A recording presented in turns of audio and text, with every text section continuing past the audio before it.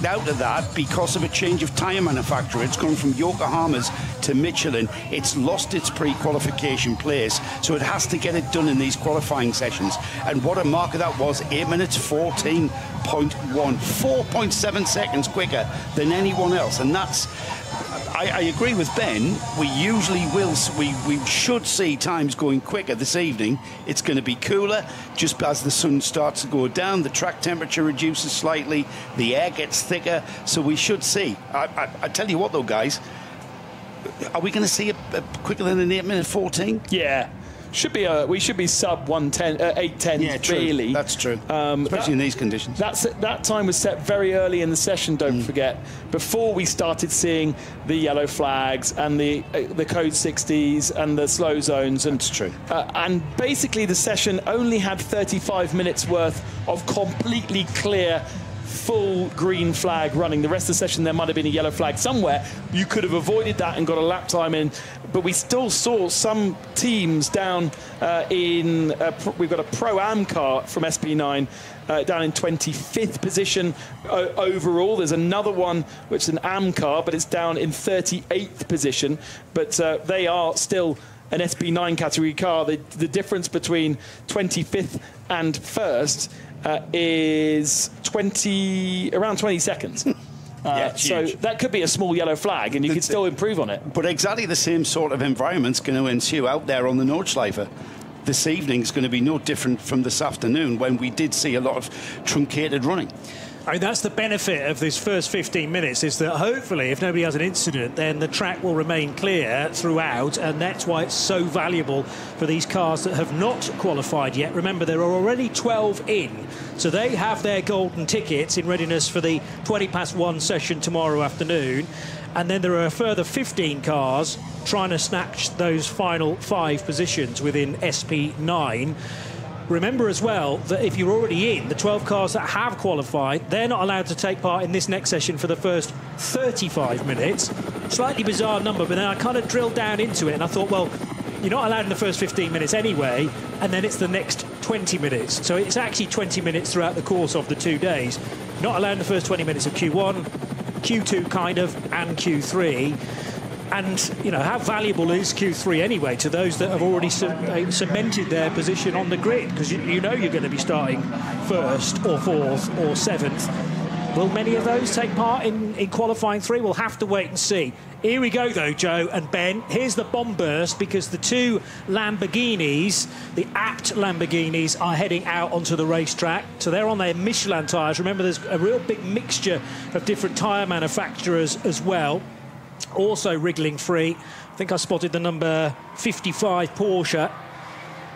But this will be presumably just an out lap. You can't even afford, to be honest, to be wasting time doing a lap of the Grand Prix circuit. You want to do a flying lap and then start, an out lap, and then start your flying lap as early as possible, because 15 minutes with an 8-minute lap is going to go so quickly. It absolutely does. Recalibrate your mind. It's not a conventional racetrack in any way, shape or form. Well, think about it. It's exactly the same as what top qualifying is. It's 2 flying laps. So it's almost mirroring what we will see tomorrow afternoon with that session. The 8 minutes 20.643 is the target time to beat to get you through into the next session if others don't improve later on in the session, which they could likely do. So we're not going to establish who's in and who's out after this 15 minutes. This is just the cleanest running they're going to get, in theory. Yeah, I think it's going to be tough for anybody who doesn't set a time within this 15 minutes to then improve upon it, because of the reasons we've outlined. One of a number of Valkenhorst Motorsport Aston Martins now turning left. The other thing that I hadn't spotted, which you have to kind of go into the garage to realise this, but Valkenhorst Motorsport have a number of Aston Martins here. They definitely have a very pro car, which is the 34 car of Mattia Drudi, Christian Krognes, David Pittard and Nicky Thiem. Now, there's this partnership between Valkenhorst and Pirelli tyres, whereby they're working together. You go and stand by the 34, it's on Michelin's. Now, whose say has that been, I wonder? But clearly, the guys in that 34 car don't feel the Pirellis are going to quite match an Audi on Michelin's, a Porsche on Michelin's. So that's the the black sheep of the family, if you like. And I just wonder whether the four drivers have got together with their engineer and said, we need to be on the French rubber to do well in this event. Look at the entry list in front of us. It says Pirelli, so it was obviously another late-ish change. And I wonder when that decision was made. They're not one of the 12. I wonder if they had been one of the 12, they would have been booted out of it. Yeah. Because if they'd run on the Pirellis, I'd need to check the records, but if they're on Pirellis during the qualifying weekend last month, it's the same story with the number 1 Audi. They've changed as well, also to Michelin from Yokohama, fairly late in the day, and now have to re-qualify for one of those 17 positions. Their time from earlier on this morning was 8 minutes 19.8. It was only 1,000th of a second from the car ahead of it. And if you look at the timings from this morning session, all right, we had the Shearer Audi going 4.7 ahead of the rest of the field, but then in second place, the second quickest car is only just under 0.3 of a second. That second place car, the number 48, already qualified. That's the black Falcon Porsche. Only a matter of just under 0.3 of a second ahead of the number 98 Rover Racing BMW, who likewise was just under 0.2 of a second quicker than the fourth place car, which was the Dynamic GT Porsche, who was just under half a second quicker than the Falcon Motorsports Porsche, number 33. That's how close, second all the way down to, where am I, to 10th. Just literally tenths of a second. Tenths of a second around this track. Tenths of a second in it between over 15 miles. Incredible. Some of that's down to the amount of code 60 and yellow flags that were around, because obviously you're hampered to go at 60 kilometres per hour, in some places 120 kilometres per hour, so you're going to get quite similar lap times, but nevertheless there was still quite a lot of green around the racetrack during that first session, so that's the sort of figures we're talking about. But as Ben mentions, we can still shave a good couple or 3 or 4 seconds off the times we've seen so far. And bear in mind, it was an SB9 Pro-Am car that finished second fastest earlier on today, the 48 Black Falcon Team EAE car in its resplendent gold and red colours. So this is basically an extension of qualifying 1. It's called qualifying 2, but all the times are retained on the timing screen from earlier in the day, and there's always the option to go a little bit faster. So that's what we're talking about, a combined session. We don't have to worry about average times, adding the times together for each driver and then dividing by 3. Anything as complicated as that. It's sort of how Le Mans used to work, isn't it, before those hyperpole sessions burst on the scene. Long drawn-out qualifying sessions, and the time could come whenever. And it wasn't very telly-friendly, which tomorrow's qualifying session is very telly-friendly, and the excitement mounting. And all right, it's a long, again, we have to have a long session here. It's what, 3.5 hours this evening? It's the Nordschleife, it's the Nürburgring, it's the 24-hour circuit, it's 15 miles. So it might seem like 3.5 hours, that's ages. You've got plenty of time to get your time in. You really haven't. You've got, you only get maybe one optimised run on a set of tyres, really, and then, your second lap isn't going to necessarily be as quick as your first lap. And then factor in incidents on circuit, cars on circuit. This is a vital start of this session, and that's why we're seeing all of the runners getting out there while the track is as clear as it's going to be for the next 3.5 hours. Christopher Hasse in the number 1, fastest in Q1. And out on circuit, right in the middle of the pack. The onboard camera sound, if you are following us on radio, is that of the number 1 Audi. And of course, because he's not officially through yet, he's out on circuit trying to set a lap time and also trying to improve that lap time. Kelvin van der Linde in the only BMW that we have, the Rover Racing BMW, is in the 98. Matteo Cairoli in the dynamic Porsche 54. Then from Q1 in 5th position, the 34 Valkenhorst Aston Martin of Matteo Drudi, who was on pole position at Le Mans in GT3 just less than a week ago. Jordan Pepper is in the Lamborghini Red Bull team at number 27. And then I stumble across the first of the ones I can't do off the top of my head. Marek Bachmann, thank you very much, in the 37 Pro Sport Aston Martin. Johnny, carry on.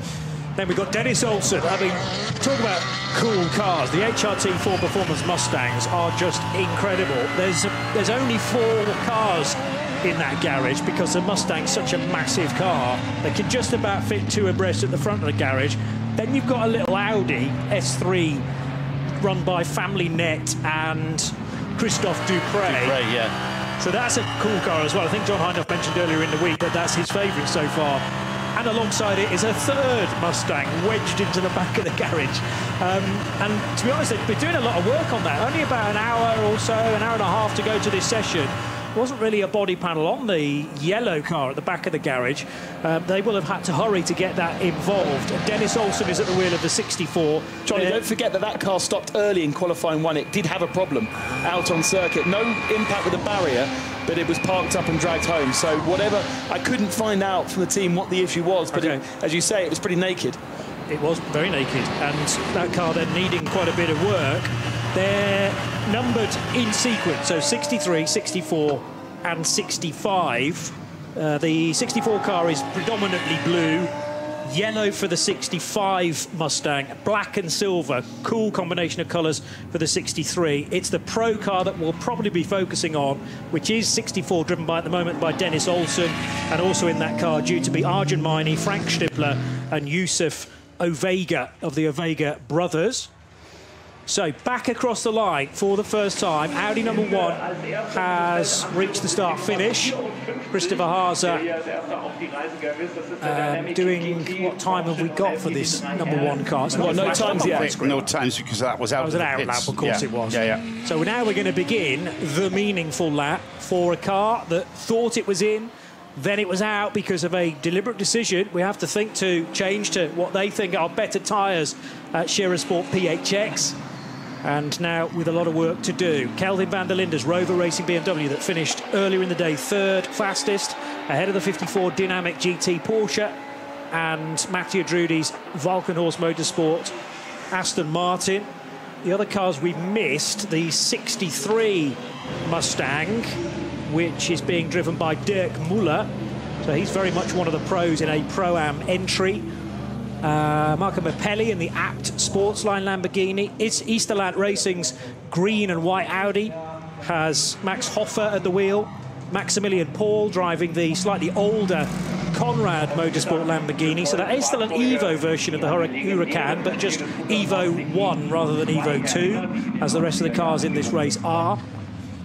And the 55 Hankook tyred and Hankook liveried Porsche being driven by Marco Holzer. That was 10 minutes, now 11 minutes into the session. They are only going to get 1 flying lap before they are going to come across the line and be presented with huge amounts of traffic. Cars coming out, cold tyres, warming up, whereas these GT3 cars, these SP9 category cars, will be wanting to push on for a second lap and will be warmed up. So that second, this 1 clean lap is the only opportunity they're going to have for a clean lap. The second opportunity could be very, very busy in the early part of the lap. The first car on track, by the way, is the 54, which is Matteo Caroli. He is now heading up to the Foxhole. The number 1 has just gone through the hats and back. Christopher Haase was the driver that put the number 1 time in this morning, the 8:14, and that was purely down to being out on the track in the same kind of conditions that we're seeing now, relatively clean. There's going to be no other cars, no other classes of cars out there, and this is where you earn your bucks as a pro driver. You are told by the engineers, you are optimized on that first flying lap. That's when your tyres are going to give you that optimum run, and you've got to deliver. And delivering around here is even a greater performance than what we see on a normal conventional track. And you know what? It's going to be interesting to see just how quickly he can go. He got a clean lap this morning. He's got a clean lap in front of him. He's got no real traffic ahead of him. And he's got quite a gap to the car, the number 27, that's ahead of him, and that is just off my screen. So it's on, it's very much on. It's the Red Bull Lamborghini Huracan, so he could well indeed catch that car. All cars through Sector 1. Purple sector for Jordan Pepper in the Red Bull team at Lamborghini Huracan. All through Sector 2. Purple sector for Marco Mappelli in the other Lamborghini. That's the non-Red Bull App Sportsline car. Most coming through Sector 3 now, and the purple sector actually has gone to Patrick Niederhauser, who is the car without a time at the moment, the Sport Porsche. So the purples are being shared around as they continue to complete their lap. We've got small sectors, short sectors and long sectors, but it does look as though at the moment we are going to definitely improve on that pole position time. Provisional time 8:14.162 right now. Niederhauser, very honest with Joe and I, because we asked him straight out who's going to do this first bit of qualifying too, and he said it will be me. He didn't have to be forthcoming as much with that information, but having come off the back of a double victory in the qualifying weekend last month, one was a sort of afternoon going into early evening race. The other one was a more conventional NLS time, actually started at 1 o'clock rather than midday, but 4 hours, both on the Saturday night and the Sunday afternoon. And those races served as actually rounds of the NLS this year. They don't always, sometimes they sit entirely separately. And it's also served as a means of effectively qualifying for this race, or at least trying to get into that 12 that was selected via very fast sector times generally, rather than qualification laps. Worth just emphasising, whilst permission for this first 15 minutes is allowed only for these cars that are out on track now, the session continues and times can continue to fall. It is not a case that these 15 minutes are all that matter. True. There's just the best opportunity right now to set it. Track conditions for sure will get better as we go later into the evening, but the track will be busier, and almost certainly, as we saw in Q1, there'll be a lot of yellow flags and slow zones to contend with. One slow zone is going to stop you from improving your time, as we at the moment have, 15 pro drivers out on circuit, nobody stuffing it in the wall, nobody creating a yellow flag, and therefore times continuing to tumble. Sector 3 fastest time continue to hold by Niederhauser. Sector 4 is only 10 seconds long, and Bockman fastest through that one. Sector 5, not everyone's through it yet, but Hasser through that one. So really completely different across the sectors. He's gone purple in Sector 5 as well as Christopher Hasser. Marco Mappelli, though, he's gone quickest purple in Sector 2 and Sector 6. So they're going to produce lap times very, very close to one another. They're each robbing time from one another in different parts of this track. Pepper, for instance, he was quickest in Sector 1, but he's bright green all the way through. Already traffic becoming a factor out there. Well, no, that's a SP9 clearly either making a mistake or deciding that this lap is not going to be better. Because is that the 54 dynamic car which runs on Pirellis? Backing out of it. It is, yeah. Getting out, but right on the racing line at Brunchen, which really wasn't helpful for the car in behind. By the way, the rest of the timing screen is now starting to flood with other classes of car, because we're at 16 minutes past 8. And now all of a sudden the pit lane is open to everybody. If you're wondering where Patrick Niederhauser is on the timing screen, you've got to look all the way down to 133rd, because remember, this is a combined session, and that number 16 Porsche didn't set any times earlier in the day because of a suspected drive shaft related issue, which the team have obviously managed to fix now. Patrick Niederhauser about to put a first meaningful time on the board for the day, full stop. Leading cars coming onto the Dottingerhoe now. So that's the gap between the rest of the field, who are all flooding onto the Grand Prix circuit, and our SP9 cars. We are going to start seeing times tumbling and provisional fastest times being set, because the Lamborghini now leads the Porsche. You're right, it was the Matteo Cairoli driven dynamic Porsche that got out of the way, and his 6-7 no better than he's managed before. Actually, no, it's still an improvement. So green sectors across the board, and other than that, purple sectors, we're going to see all improved at the end of this lap. Marco Mappelli into Tiergarten, then Hohenrhein, that little left-hander which links the Nordschleife proper with the Grand Prix track. Normally, if you're on a tourist lap, you would turn right and start a fresh one. But Marco Mappelli's about to cross the line in the 28 and will go top.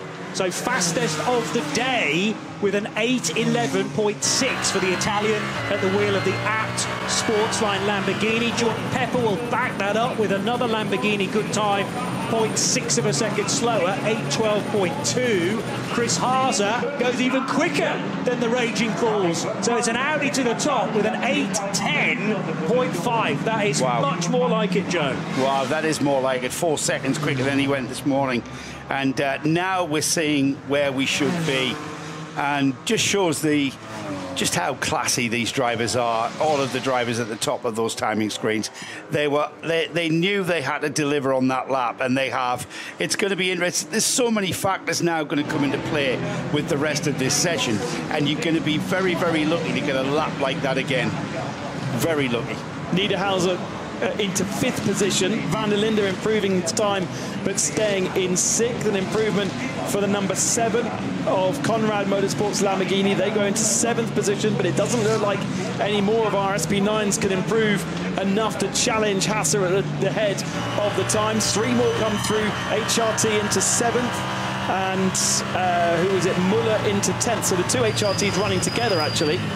Matteo Caroli, no improvement, stays 12th, and certainly is not qualifying with that. Drudy up to 4th position now. Even costing you time on the Grand Prix Strecker part of this 24H configuration here at the Nürburgring. That can cost you dearly when you are absolutely optimizing every single braking point, every single turning point. And now that we've got a very crowded racetrack, it's debatable, guys, whether we're going to see that sort of time again. You're going to be looking at the tracker. You're going to be looking at the tracker as to when you're going to release your car, because you can get past some of the cars a lot easier than perhaps some of the 992 Cup cars that are very quick on the straights, perhaps not as quick through the corners because of a lack of aero. So you're going to have to manage this really well from the pit wall. Don't forget what we've just seen in those first 15 minutes are the opportunity of 5 cars getting into top qualifying tomorrow. Those 5 cars then: Christopher Haase, Marco Mapelli, Jordan Pepper, Mattia Drudy, and the 5th machine, the number 37 of Marek Bachmann. Niederhauser missing out, Hoffer missing out, Olsen, Van der Linde, the only BMW not getting through into top qualifying. The number 1 into the pits, by the way, Haase coming in the back door, so to speak, having crossed the line. He's jumped out of the car, he's handed over the car now. And into the pits also has come the number 37, the Pro Sport Racing Aston Martin. That's currently 5th with a time there, its quickest time in, and it's 14.6 there. And Niederhauser in, the number 16, finally putting in a representative time in the Shearer Sport Porsche, 8 minutes 15.5. And that car now in the pits for what may be a driver change. So the shock in all of this is the fact that an SP9 Pro-Am car, admittedly with a very pro driver, has managed to squeak into those top 5 positions as things stand. That's the 37 Pro Sport Racing Aston Martin, which is on the Goodyear tyre, and Marek Bachmann, who's sharing that car with Nico Bastian and Stephen Palette, might have just squeaked a place. And it means that the Shearer Sport Porsche, which is an International GT Challenge entry, is potentially not going to be in the shake-up for top qualifying tomorrow. Also missing out, as things stand, the 84 Easterland Racing Team Audi, and the only BMW in the entry. And Kelvin van der Linde has pitted. Now, the 2 Lamborghinis have stayed out, thinking it's still relatively quiet, perhaps. Why don't we push for another, even though they're occupying 2nd and 3rd places, and that would get them in? Whereas the only BMW doesn't want more of it at this stage. And have we included the Ferrari into this so far? Yeah, the 45, the only Ferrari in the whole of the entry, is already in, so therefore wasn't eligible for the first 15 minutes. That's the realised Kondo Racing with Rinaldi car. I'm just surprised that Van der Linde, maybe Patrick Niederhauser, they didn't stay out and push on for another lap, whilst the track it's not quiet anymore, but it's not very, very busy. I'm not sure why Jordan Pepper stayed out. Maybe he's continuing on to just see what the tyre wear was like after that quick lap, and now he's being held up by traffic in pretty much every area. He's only gone personal best in sector 4. Everywhere else he's gone much slower, because he's tripping over the slower class cars everywhere he goes. Here's a theory, though. Tomorrow afternoon, you get 2 laps. So isn't it useful to know what the tyre wear is going to be like on the second lap around? That might be just what they're trying to look for. But the other thing is, top qualifying is done on full fuel. So you brim it, you have to brim it, and then... It's not complicated enough, is it? I mean, you know, they're just really complicated. That is designed to be as fair as possible because the balance of performance has been worked out. You know, there will be different fuel tank sizes, but if you start everybody on full tanks, it's theoretically a fairer way of doing it. So will they fill that car up? Probably not, because they're looking for a quick time within this 15 minutes. We're now outside that 15 minutes, but the start of this session, in that way, is not going to be like top qualifying tomorrow. Jordan Pepper was 13 seconds back the last time through a sector, even if that last sector of 35 seconds was better than he'd previously gone through it. He has had to come through a couple of BMWs and he has had traffic, so 13 seconds slower than he previously managed. That would then massively drop him outside, put him into 17th position overall. Interestingly, that BMW, the only BMW entered into the top class for this running, over 7 seconds back from Christopher Haas's time. In an Audi, let's not forget, is possibly the oldest GT3 homologated car that we've got, and is pretty much out of customer support. There's a little bit left, but not a lot, and customers are turning their direction elsewhere because there's not that support for the Audi anymore. We have, why have we got a purple sector at the top? Is that a change of driver? That is a change. No, that's a change. No, that's still the number 1. I think it's gone purple on our timing screen because it's the quickest time still. Okay. Yeah, I'm not sure it's actually an improvement. I think it might be because Winkelhock's gone back across the line. So he did an outlap around the Grand Prix circuit and then completed that on the Grand Prix circuit, and the way that the timing system works, it's flashed it up again. But that's still, for me, the Christopher Haas time, just because Winkelhock has taken that car over, but it hasn't done an extra lap yet. In fact, its sector 1 time this time around is 7 minutes, which indicates a pit stop in the middle as well. On board once again with the Red Bull team at Lamborghini that runs in the DTM with Jordan Pepper. It's a beautiful livery.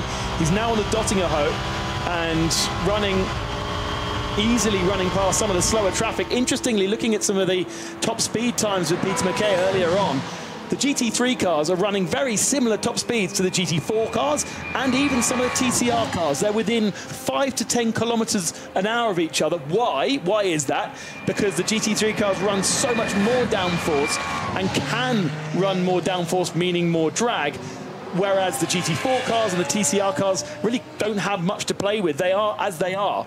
And so coming to Lappery along the Dottinger is actually not as easy as you would have first thought for those GT3 spec machines. The Ovega-driven 64 Mustang has suddenly popped up. I'm not sure it was there initially, but I'll check when that time was set in the 64 Hout Racing Team Mustang. It's still only 8th place, so wouldn't get the Ovega-driven car into the magic top 5. So that's Yusuf Ovega sharing with Stippler and Miney and Dennis Olsen. And that car going 8th fastest now in the predominantly blue livery with a little bit of yellow detailing as well. Mühlner Motorsport have 3 cars entered into this year's race. The instantly recognisable sky blue and white livery of the Belgian squad, and one of their cars is now motoring its way into Tiergarten after Antonius Bucher underneath the bridge there. Very, very busy, in fact, for the McLaren, and a BMW trying to overtake it into Tiergarten. Also in that little group is the Conrad Motorsport Lamborghini, which has Maximilian Paul driving it. 10th fastest so far, but that surely won't be an improvement for Max because he's got so much traffic up ahead of him and just hit a wall of rear wings there. Needed to get out of the throttle at the last moment. But some teams are changing drivers, as Marcus Winkelhock still trying to wait to see whether he will head on to Hatzenbach. Chosen to do another Grand Prix lap though in the Scherer Sport Audi number 1. It's the top 5 that we're focusing on here, and just outside that top 5 is the number 16, the Patrick Niederhauser car that was didn't produce a lap time. That is their first flying lap there, so they need to get a little bit more speed from the car. They've got a change of driver now at the wheel of the 16, and that is and I've lost him off my sheet. It's Fella. What's Ricardo? It's Ricardo Fella. That's now been given the task of getting that car into top qualifying, and we'll just keep an eye on its sector time, still out there, just starting the run. But that's where the action is. The action is the top 5 currently on the timing screens. They are the 5 cars that are going to join the already 12 cars that have qualified into top qualifying tomorrow. So target time then is an 8:14.6. Not much different to the very fastest time we saw in qualifying 1, but the target very much moved then.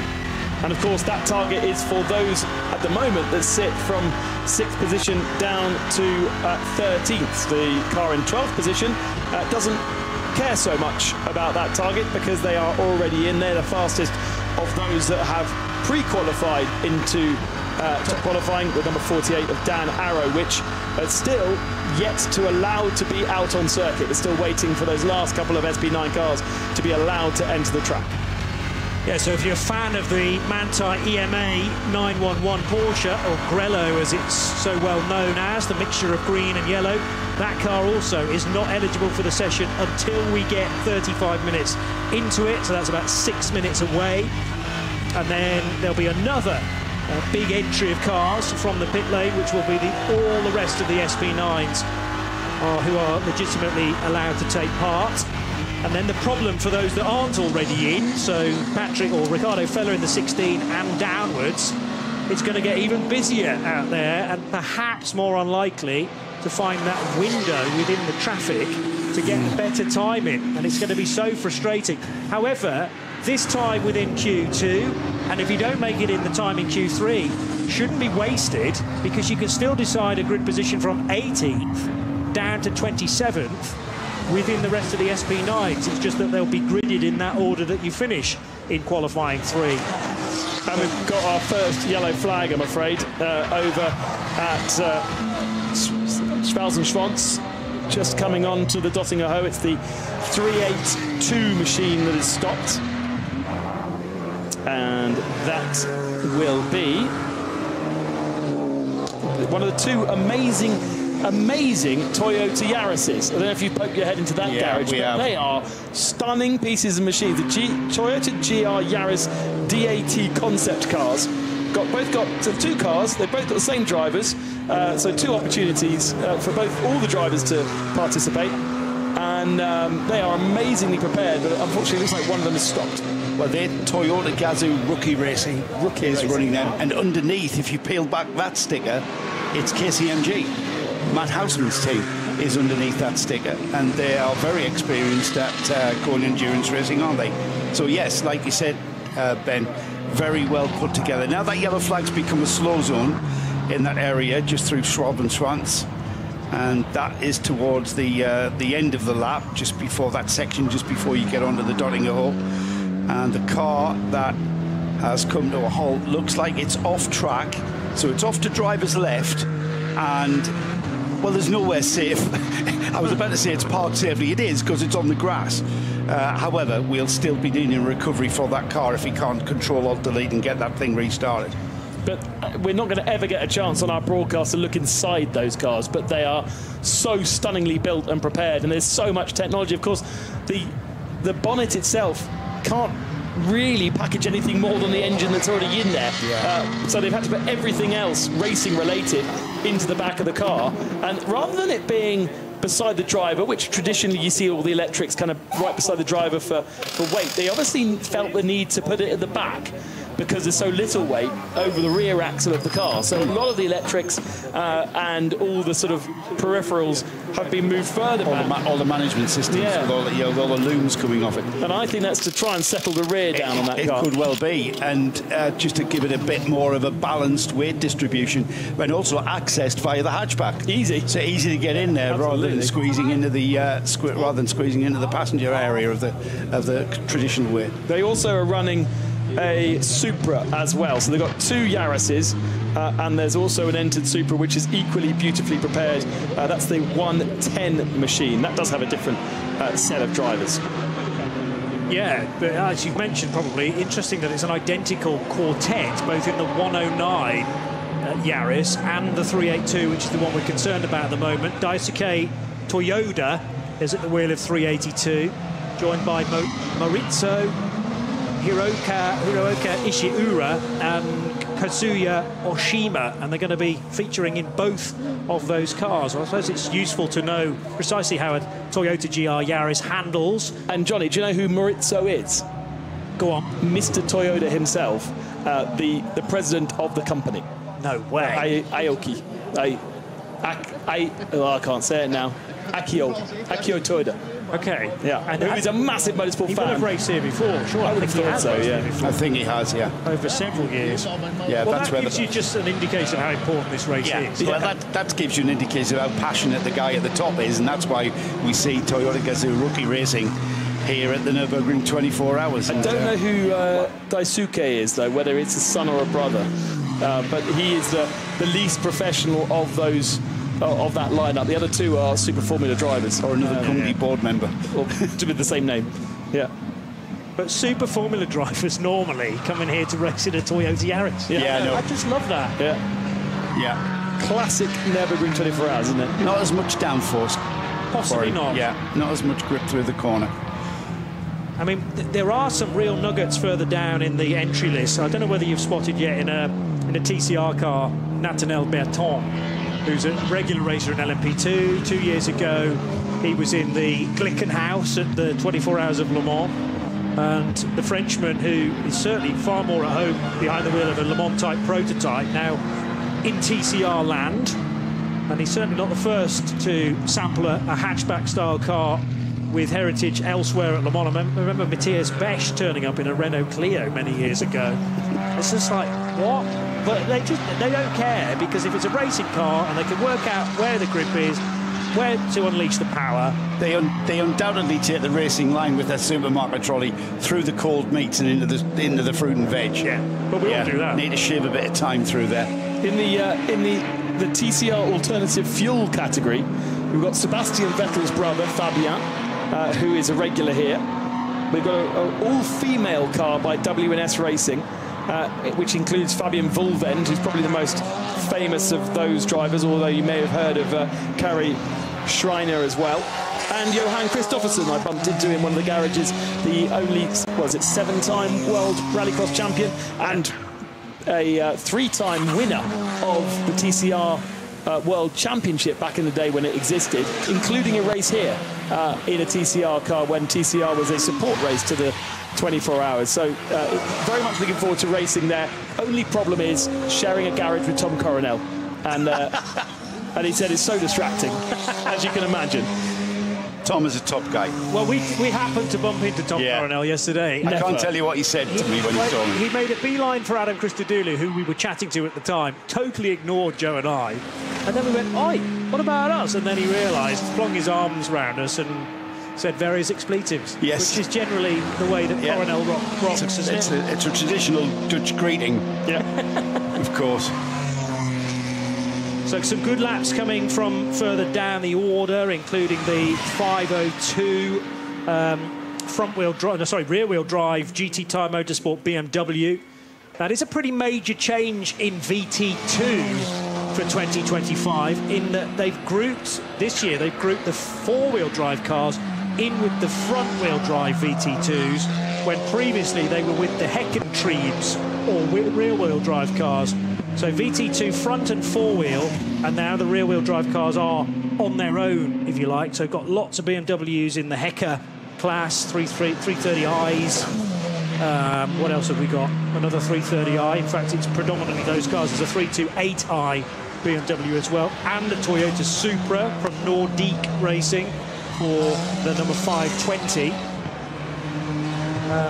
Cup 2 is going to be incredible at the start of the race, because Cup 2 always leads the second group of cars from the off at 4 o'clock. Remember, the field is so big this year, although we have lost 1 or 2. On the latest count, It's 135 that started the session earlier in the day, but still separated into 3 different groups. The first group will have all the SB9s in and possibly a few other cars. Then the Cup 2 start at the front of Group 2. Group 3 is just come one, come all. It's a mishmash of all kinds of categories, with generally the Subaru Technica International WRX car starting right at the front. Rover Racing BMW now back into pit lane. They're going to be pretty disappointed. 9th fastest so far. And are they going to find the necessary gaps to break into that top 5 in the remaining time in this session? Well, at the moment, no, because we've still got that code 60 to recover the Toyota. It is the only area where we have a code 60. We do have a yellow flag at Flansgarten. Is that a different incident then? No, that is earlier. That's introducing you. So you'll have a yellow flag to cover the entrance to the slow zone, and then you'll have the slow zone. That's all now clear. So back to a green flag circuit, and opportunity therefore, if you are in the middle of a lap where you're improving, to continue to improve. Question is now, you know, the engineers will be having to try and pick little gaps here and there as to when is the best to release their car. And if they don't find a gap at the first time of asking, you've always got the option of going around the Grand Prix circuit. But it's like, I don't know, it's like a pinball machine.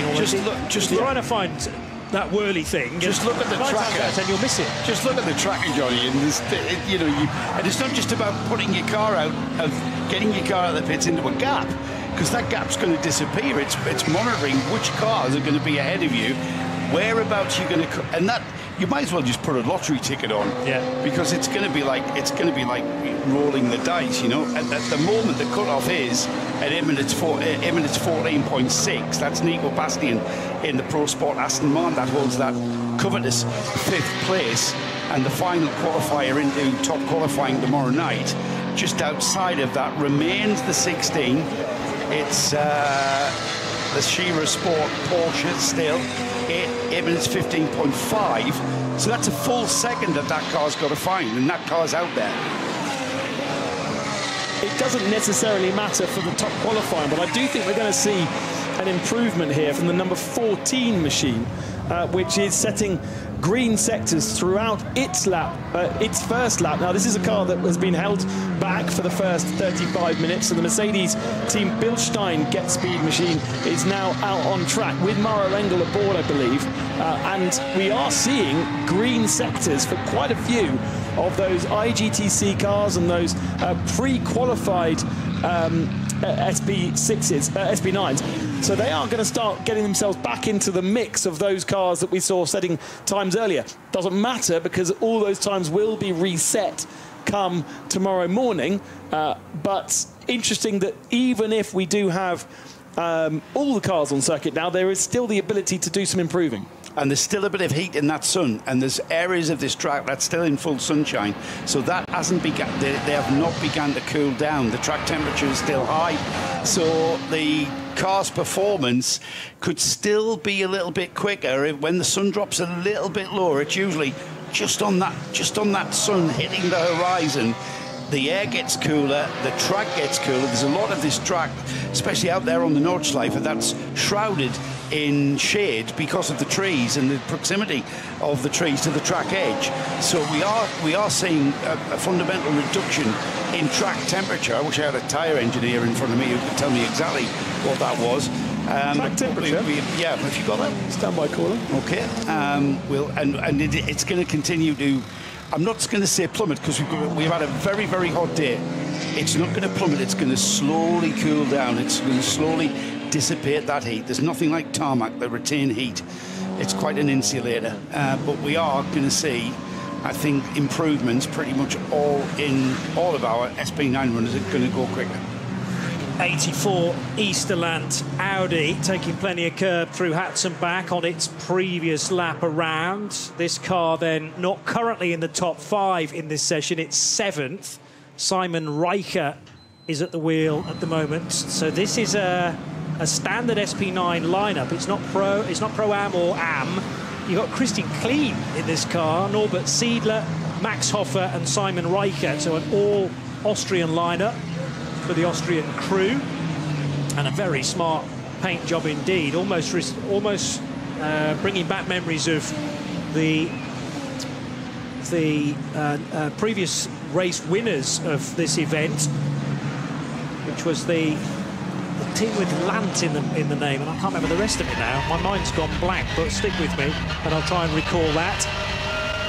Meanwhile, Mark Basseng in his 830 Hyundai, the Hyundai Elantra MTCR, heading down the hill towards the lowest part of the circuit, which is a secondary point where you can enter for the tourist light, the tourist laps rather. So bright shite at the bottom of the hill, snaking its way. A lot of these corners for me though, Joe, on the sim at least, look similar to others, and I think, oh, I'm there now, and still you haven't quite reached the Tankstelle at the bottom of the hill in this valley. No, and there's a lot of off-camber corners in this section that Mark Basseng is on at the moment, and then you've got that flat-out run out of here up the hill.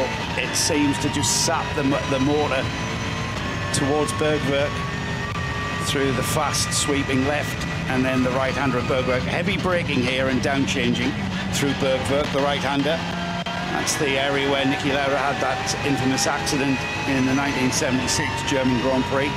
And then he's got that run-up, hasn't he, from Bergwerk all the way up that flat-out stretch towards Uracht, through Kesselchen, Klostertal, towards the carousel, of course, where he will take all the speed off. But it just feels like the uphill section, even in the GT3 car, just saps the power. You can hear your revs dying off as the incline takes all of that punch and that power to get you up the hill.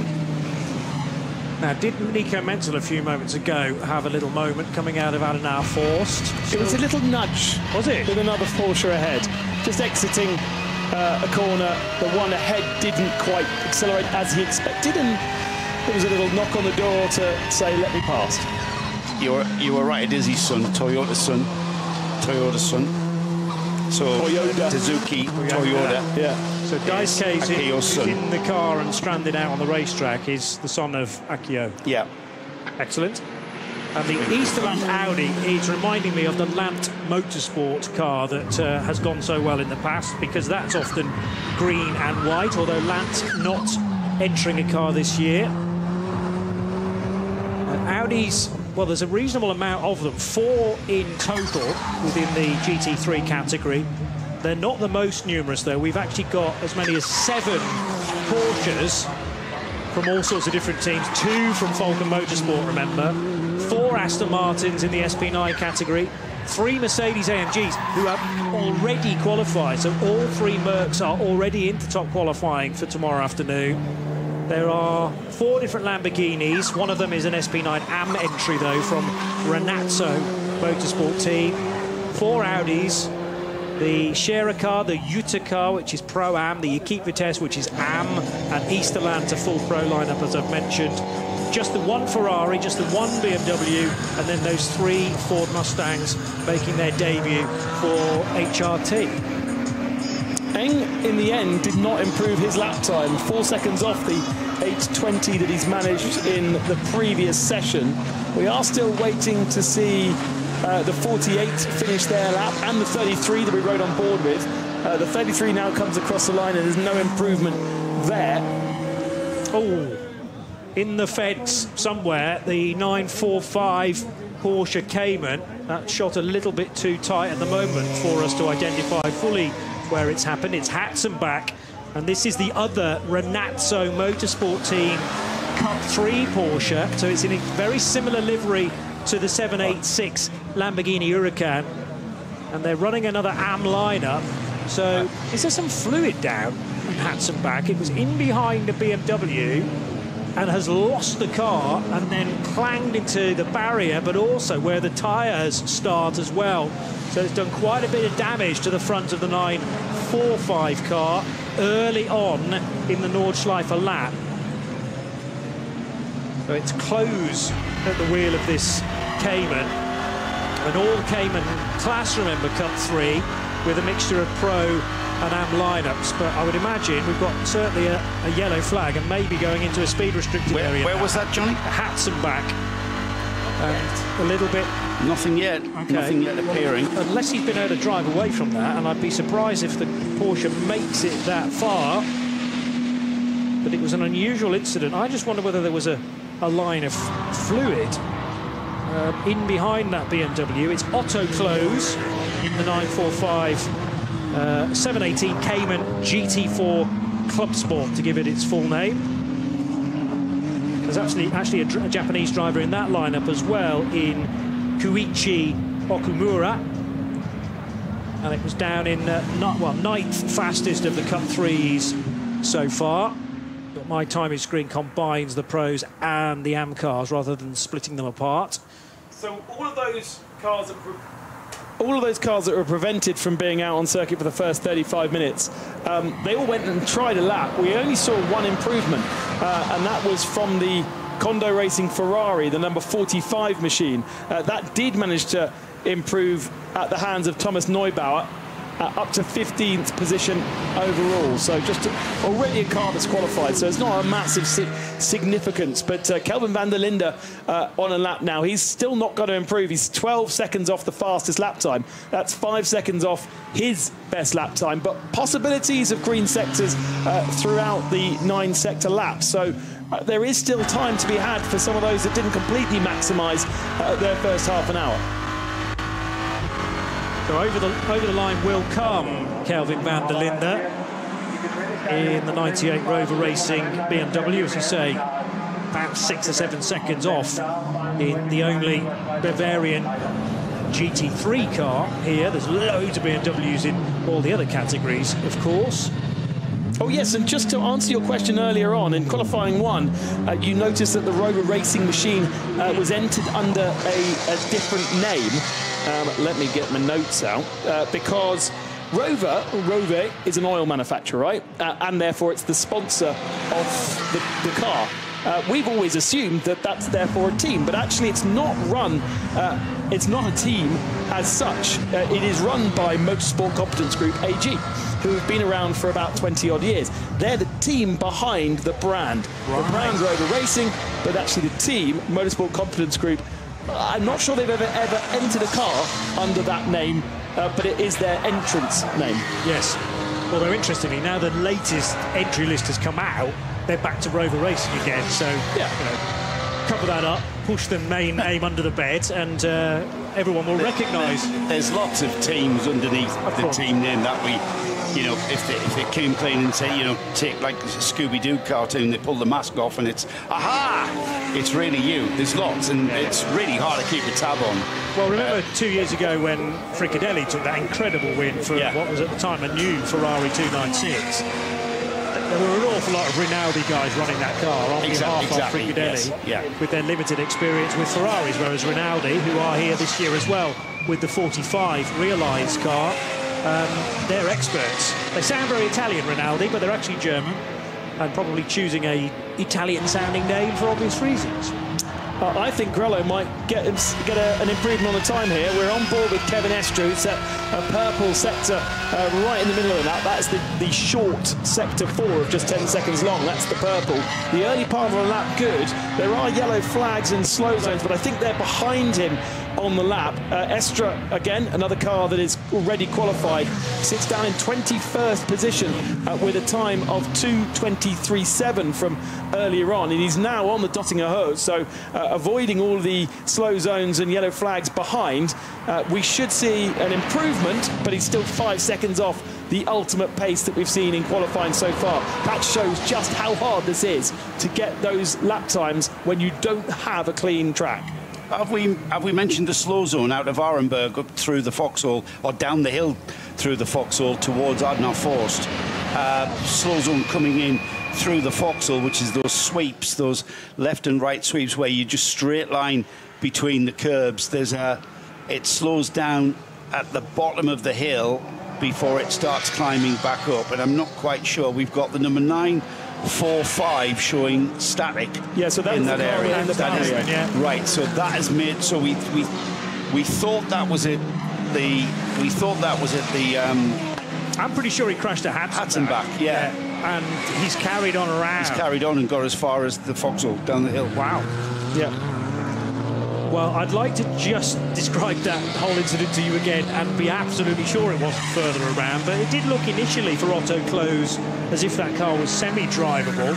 You know, it might have compromised the wheel arches on the right-hand side because he clanged into the barrier, but then actually caught the very end of the tyre wall where it begins, and that's a softer landing than it might have been had it been concrete or more Armco barrier. So it's limped its way that far around, but might now have compromised its tyres perhaps on the right-hand side. Kevin Estre doing Kevin Estre things, improves his lap time and goes up to 6th fastest on a very busy track, just 4.7 seconds off the fastest lap time, and it puts the Manthey Porsche number 911 up into 6th spot. Again, these times do get wiped, but if you are a fan and watching IGTC, the Intercontinental GT World Challenge, he is now the fastest in that category. Porsche represented with 7 cars in IGTC, BMW obviously just the 1, so a massive advantage that Porsche have, and they are at the moment 1st, 2nd, 4th, 5th,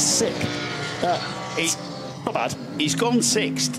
All that means with regards to tomorrow night's top qualifying, he's pushed the first non-qualifier for that session down to 7th. Yeah. It's not really going to be a factor. The number 16 Porsche that needs to go quicker he's still chasing at 8 minutes 14.3, and it's a full second that he needs to find.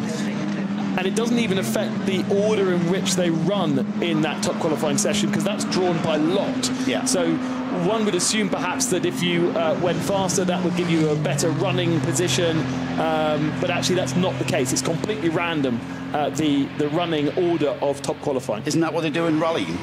Yes, exactly. Yeah, qualifying and then you reverse stage. it. Yeah. Yeah. Well, actually, in rallying, it's a bit silly because they do a qualifying stage, and that then gives you a running order for the draw of where you want to start, and then you draw your starting position. Right, so it's still a bit of a lottery then. Yeah. All right. Well, no, not really, because if you go first, then you have the opportunity to pick the starting first. Right. And then you decide whether if you're on gravel, you're starting last, or if you're on tarmac, you're starting first. So you have more control. Right. We digress. Is there a Grello door mirror now sitting on the road just off the Yokohama S, or perhaps from another yellow car? It might be from a Renazzo Lamborghini potentially, but bright yellow. Carbon fibre as well, so it costs a lot. Get that back to the team as quickly as you can. Yeah, yeah. Might only need a new glass. So that might indicate that it is an SP9 car that's lost the door mirror, and if Kevin Estre's willing to, well, I was going to say he's willing to push, certainly he is, but having set that time, which puts him theoretically 6th in this session with an 8:15.3, was he that eager to push again at the start of a Grand Prix lap that ultimately ended in the pit lane, because the Frenchman's now there and back with the team? Grello are not in a luxurious position compared to others. They're having to share a garage as well. A garage not shared with the Rover guys, but Rover, wow, are doing a lot of work now to the front of this car. Yeah, that's not just a bit of a service for this session. Is that a big setup change, perhaps, that's going on there? We are seeing that could well be, but we're not seeing any kind of tracking gear or any laser tracking gear out there, or any corner widths, any scales to where the car... Not yet, but the bumper's off. Not yet, yeah. The bonnet's off, the wings are off, all the attention's on the front end. Looks like they're playing around with the steering arms and suspension arms. And whether he's damaged something. Well, you do ride the curbs well here, don't you?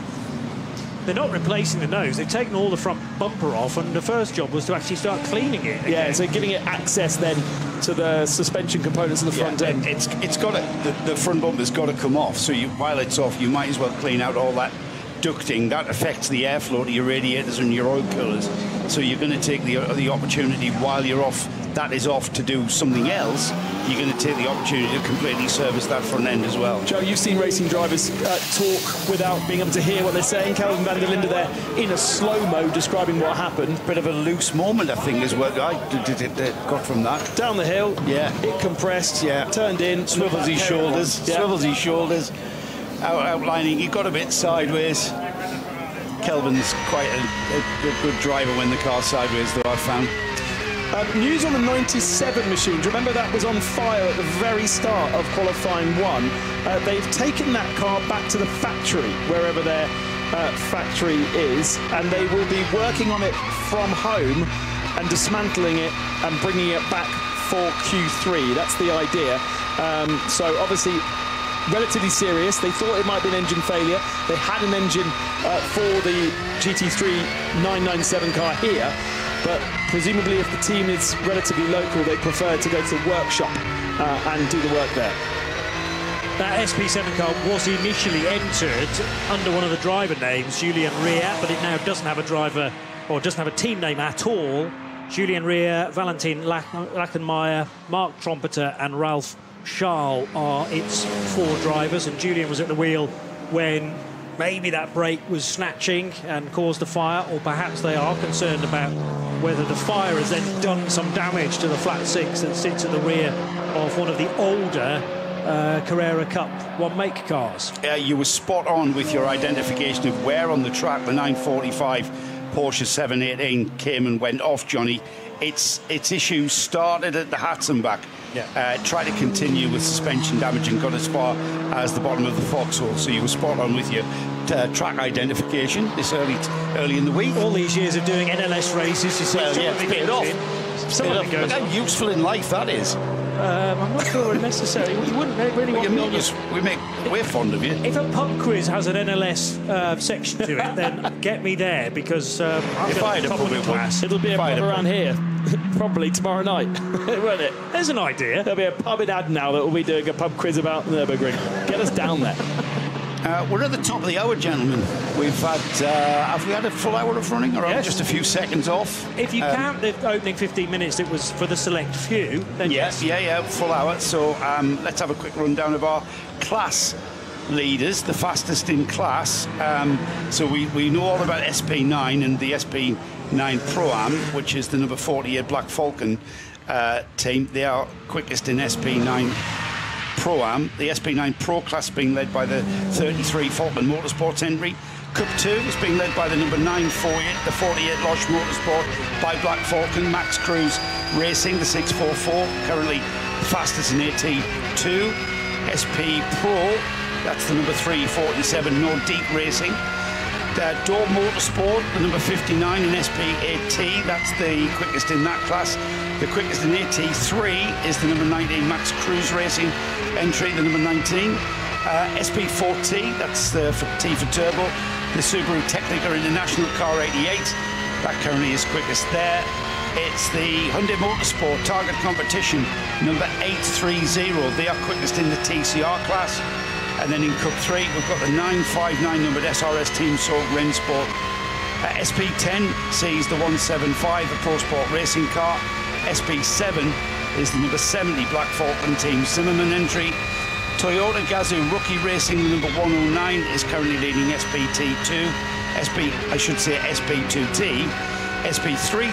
is the number 303 Hyundai Motorsport Target Competition entry. BMW M240i is 658. No team name there, just the team number, and it's currently being driven by Yukisen.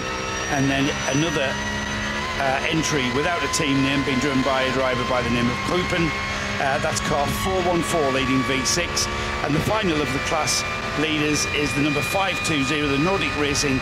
That is the current leader, or fastest I should say, in VT2 Hector. Ricardo Feller absolutely flat out now down the Dottinger Hoor in his number 16 Scherer Sport PHX Porsche. That challenge he's making on getting into top qualifying was completely destroyed at the Foxhole with that slow zone. Now he needs to build up pace and optimise this next lap, because time, dare I say it, time's running out. We're inside the final 2.5. We are green though, and we are getting very close to that golden hour, aren't we? Before the light starts to fade.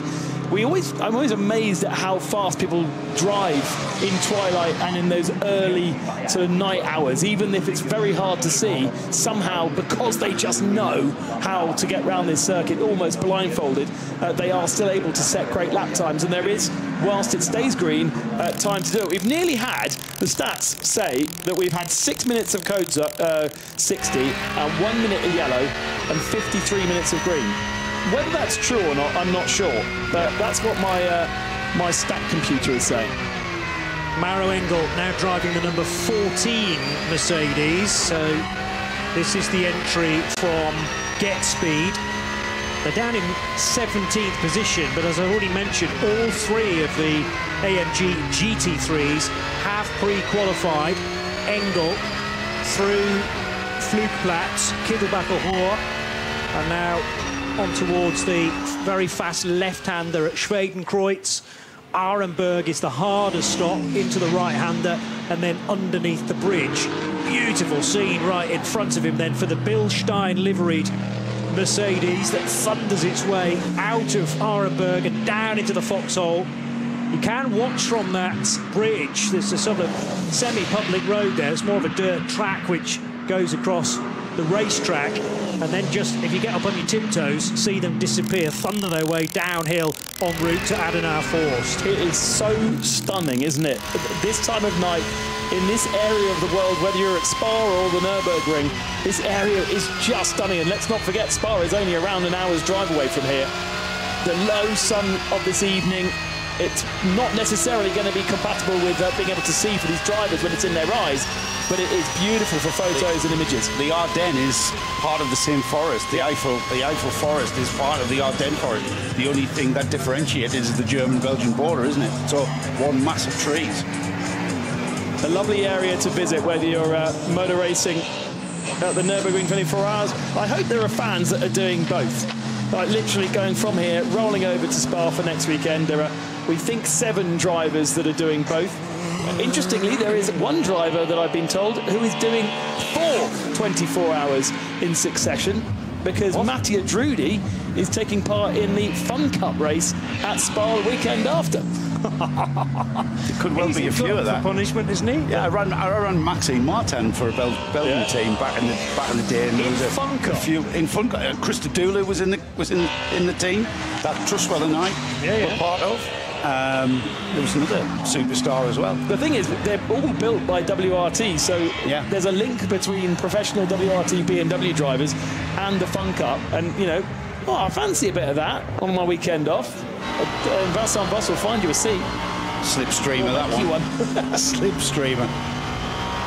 Yeah, that's 160 cars around a 7-kilometre circuit. This is 135, it seems.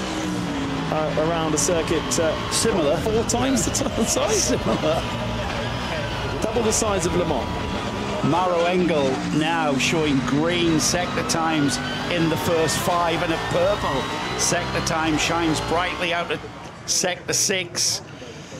He has got 3 more sectors to complete the lap in the number 14. Well, he's got a Cayman that he's got slightly caught behind there, was able to navigate it with not too much of a problem.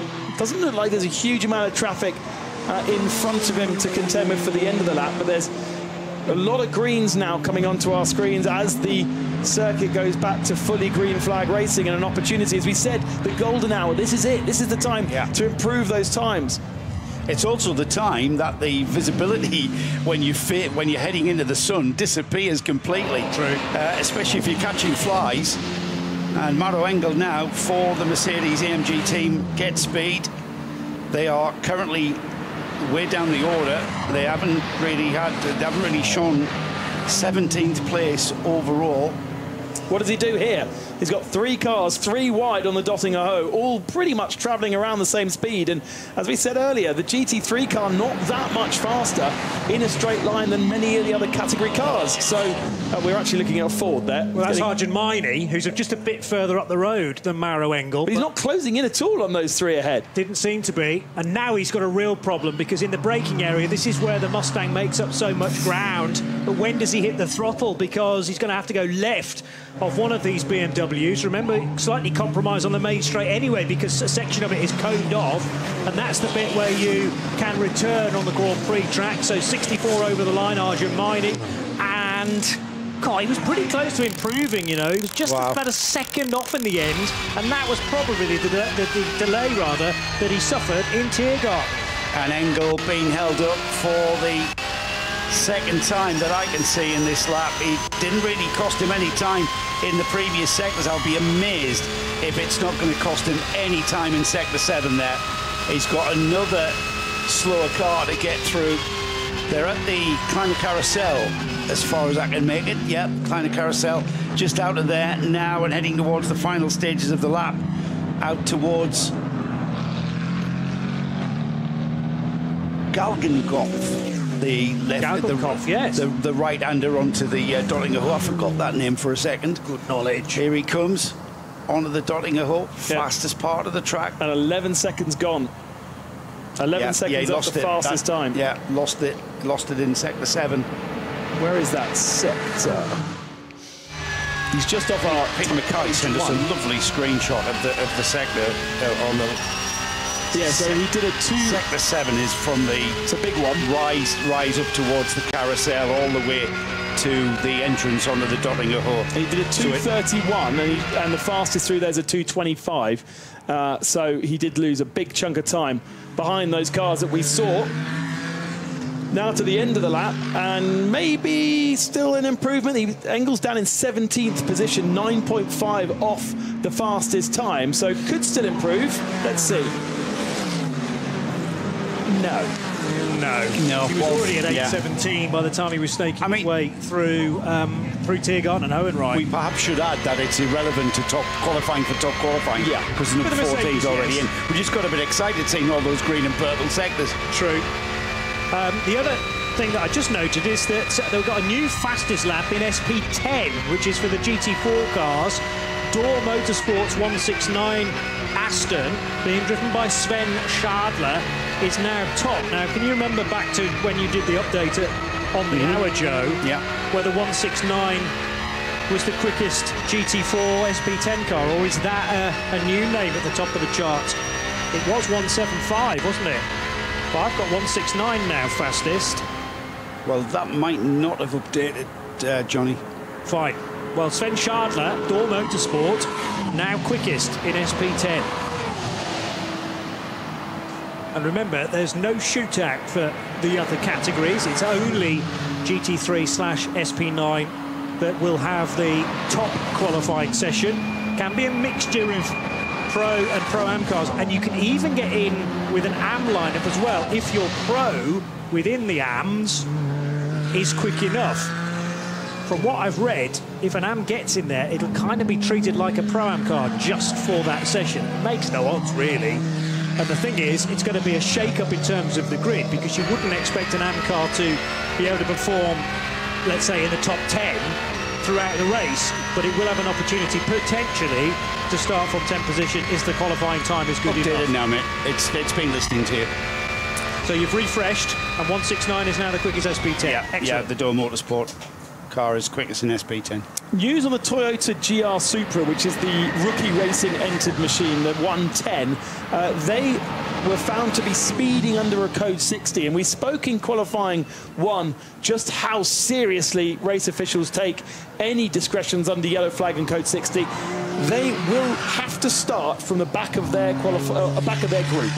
So regardless of what they do in qualifying, they're put to the back of their group. They are in which class? I can't remember now, the 110. But either way, whatever they do qualifying-wise, it doesn't matter. SP2T, the 2 Yaris, but I don't know. Have you got a list of where which those groups? Yeah, of course I have, Johnny. Just whip it up this bit of paper over here, isn't it, Ben? I'm going to guess they're in the 3rd group. So because they're something last. Yeah, stone last. But it's going to be a fun time for all of its 4 drivers to work their way through the order. There's only one direction you can go in, from the back of the grid, I suppose. Just ask Kevin Estre from Le Mans last weekend. Meanwhile, a couple of the Schnitzelalm Mercedes being run from the same garage, and I popped my head into the SR Motorsport by Schnitzelalm crew to ask precisely what Schnitzelalm is. My suspicions were that it was a hotel or a restaurant, and indeed it is a restaurant in the Hinterland area of Germany. As Mirko Bortolotti watches on, he's again behind the wheel of a Lamborghini, keeping an eye on the 27 and the 28 cars within this session. He drives the 27 Red Bull Team Apt machine. Well, Lamborghini had this kind of issue, didn't they, at the end of last year, whereby they had contracted all these drivers to be WEC and IMSA drivers, and then suddenly all their programs were pulled from WEC and the hypercar program, but the drivers are still there, so they've had to use them, and it does mean you see the likes of Marco Bortolotti, Marco Mapelli popping up. We had Eduardo Mortara in an SRO GT World Challenge Asia race in a Lamborghini, thanks to Lamborghini. It's incredible. They've got this capacity of spare drivers just to be throwing at it, and that's what Bortolotti is part of, and therefore, with APT, part of their DTM squad. It's great for us, because, you know, you tune into a fairly standard race meeting, I suppose, where you don't necessarily expect those stars to be thrown at a race. But as you say, otherwise they'd just be sitting on a simulator, maybe, in the Lamborghini cafeteria, playing pool, waiting for their next chance. That is what they do when they're not, they're all just staying, a bit like Emirates air hostesses, they have to stay in one building and they only get released when they go racing. And the Lamborghinis sit outside in this garage with the doors open, ready, and as soon as the phone rings, right, we're off. Like Fun and Sam. That's what I'm picturing. I don't know what Bortolotti means, but in my mind it's something to do with the emergency services. Anyway, we'll move on. Very busy for that run out of the Vidal chicane and into Sabine Schmidt's curve, including for one of the Aston Martins, which is, by the look of things, an SP9 car. Could have been a GT4, I suppose. Grello briefly back on the racetrack, and that was an 8:22.6 last time around for Kevin Estre, who's now looped around the Grand Prix circuit and straight into pit lane. So will Estre give anybody else a go in that car tonight? Bearing in mind, feels like Patrick Pilet's had quite a late call-up to be piloting that car with Thomas Preining and Ayanchin Guven. But Patrick Pilet and Kevin Estre were paired up for the qualification races. It was a double-header last month, a Saturday race and a Sunday race, and Pilet joining up with his fellow Frenchman. We were kind of thinking, is that an idea to use him in the 24 hours, even though his name wasn't on any of the cars at that stage? And now he's been very greedy because he's in the 911 and the 16 Scherer car. I know there's 2 hours and 15 minutes of this session left, which feels like a long time, and plenty of time to just cycle those drivers through the Hyundai, Porsche, the 911. However, 2 hours at the Nürburgring disappears very quickly when you're cycling your drivers through, and they're on the cusp really of having enough time to cycle another 3 drivers through when you consider that how long Estre's been in the car.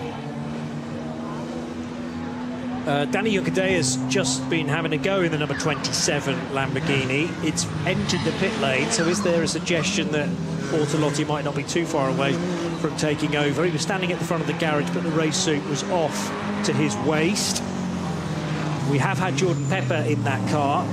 If you're just joining us, part of this session is to identify 5 cars that will be eligible to step forward into top qualifying tomorrow afternoon on lap speed. And very early on in the session, on the first flying laps, we might have already established those 5 cars. The number 1 Audi of Scherer Sport, the 27 and the 28 Lamborghinis of the APT racing team. One's called APT Sportsline, the other one is Red Bull Team APT, with the dark blue of Red Bull, making that a very smart livery. And then 2 Aston Martins, one from Trinity Solutions, brackets Valkenhorst Motorsport, and one from Pro Sport Racing. That's more of the surprise entry at the moment, because that's a Pro-Am car driven very well by Marek Bachmann. And for all of the other classes, at the end of this session, we'll have a provisional grid, because tomorrow we've got qualifying 3, where everybody can have a go at improving their grid position, their start time for the race on Saturday. So provisional grid being formed this evening. However, still another qualifying session for all of our other classes to come tomorrow as well. Just a few notes on the circuit based off what has happened since last year.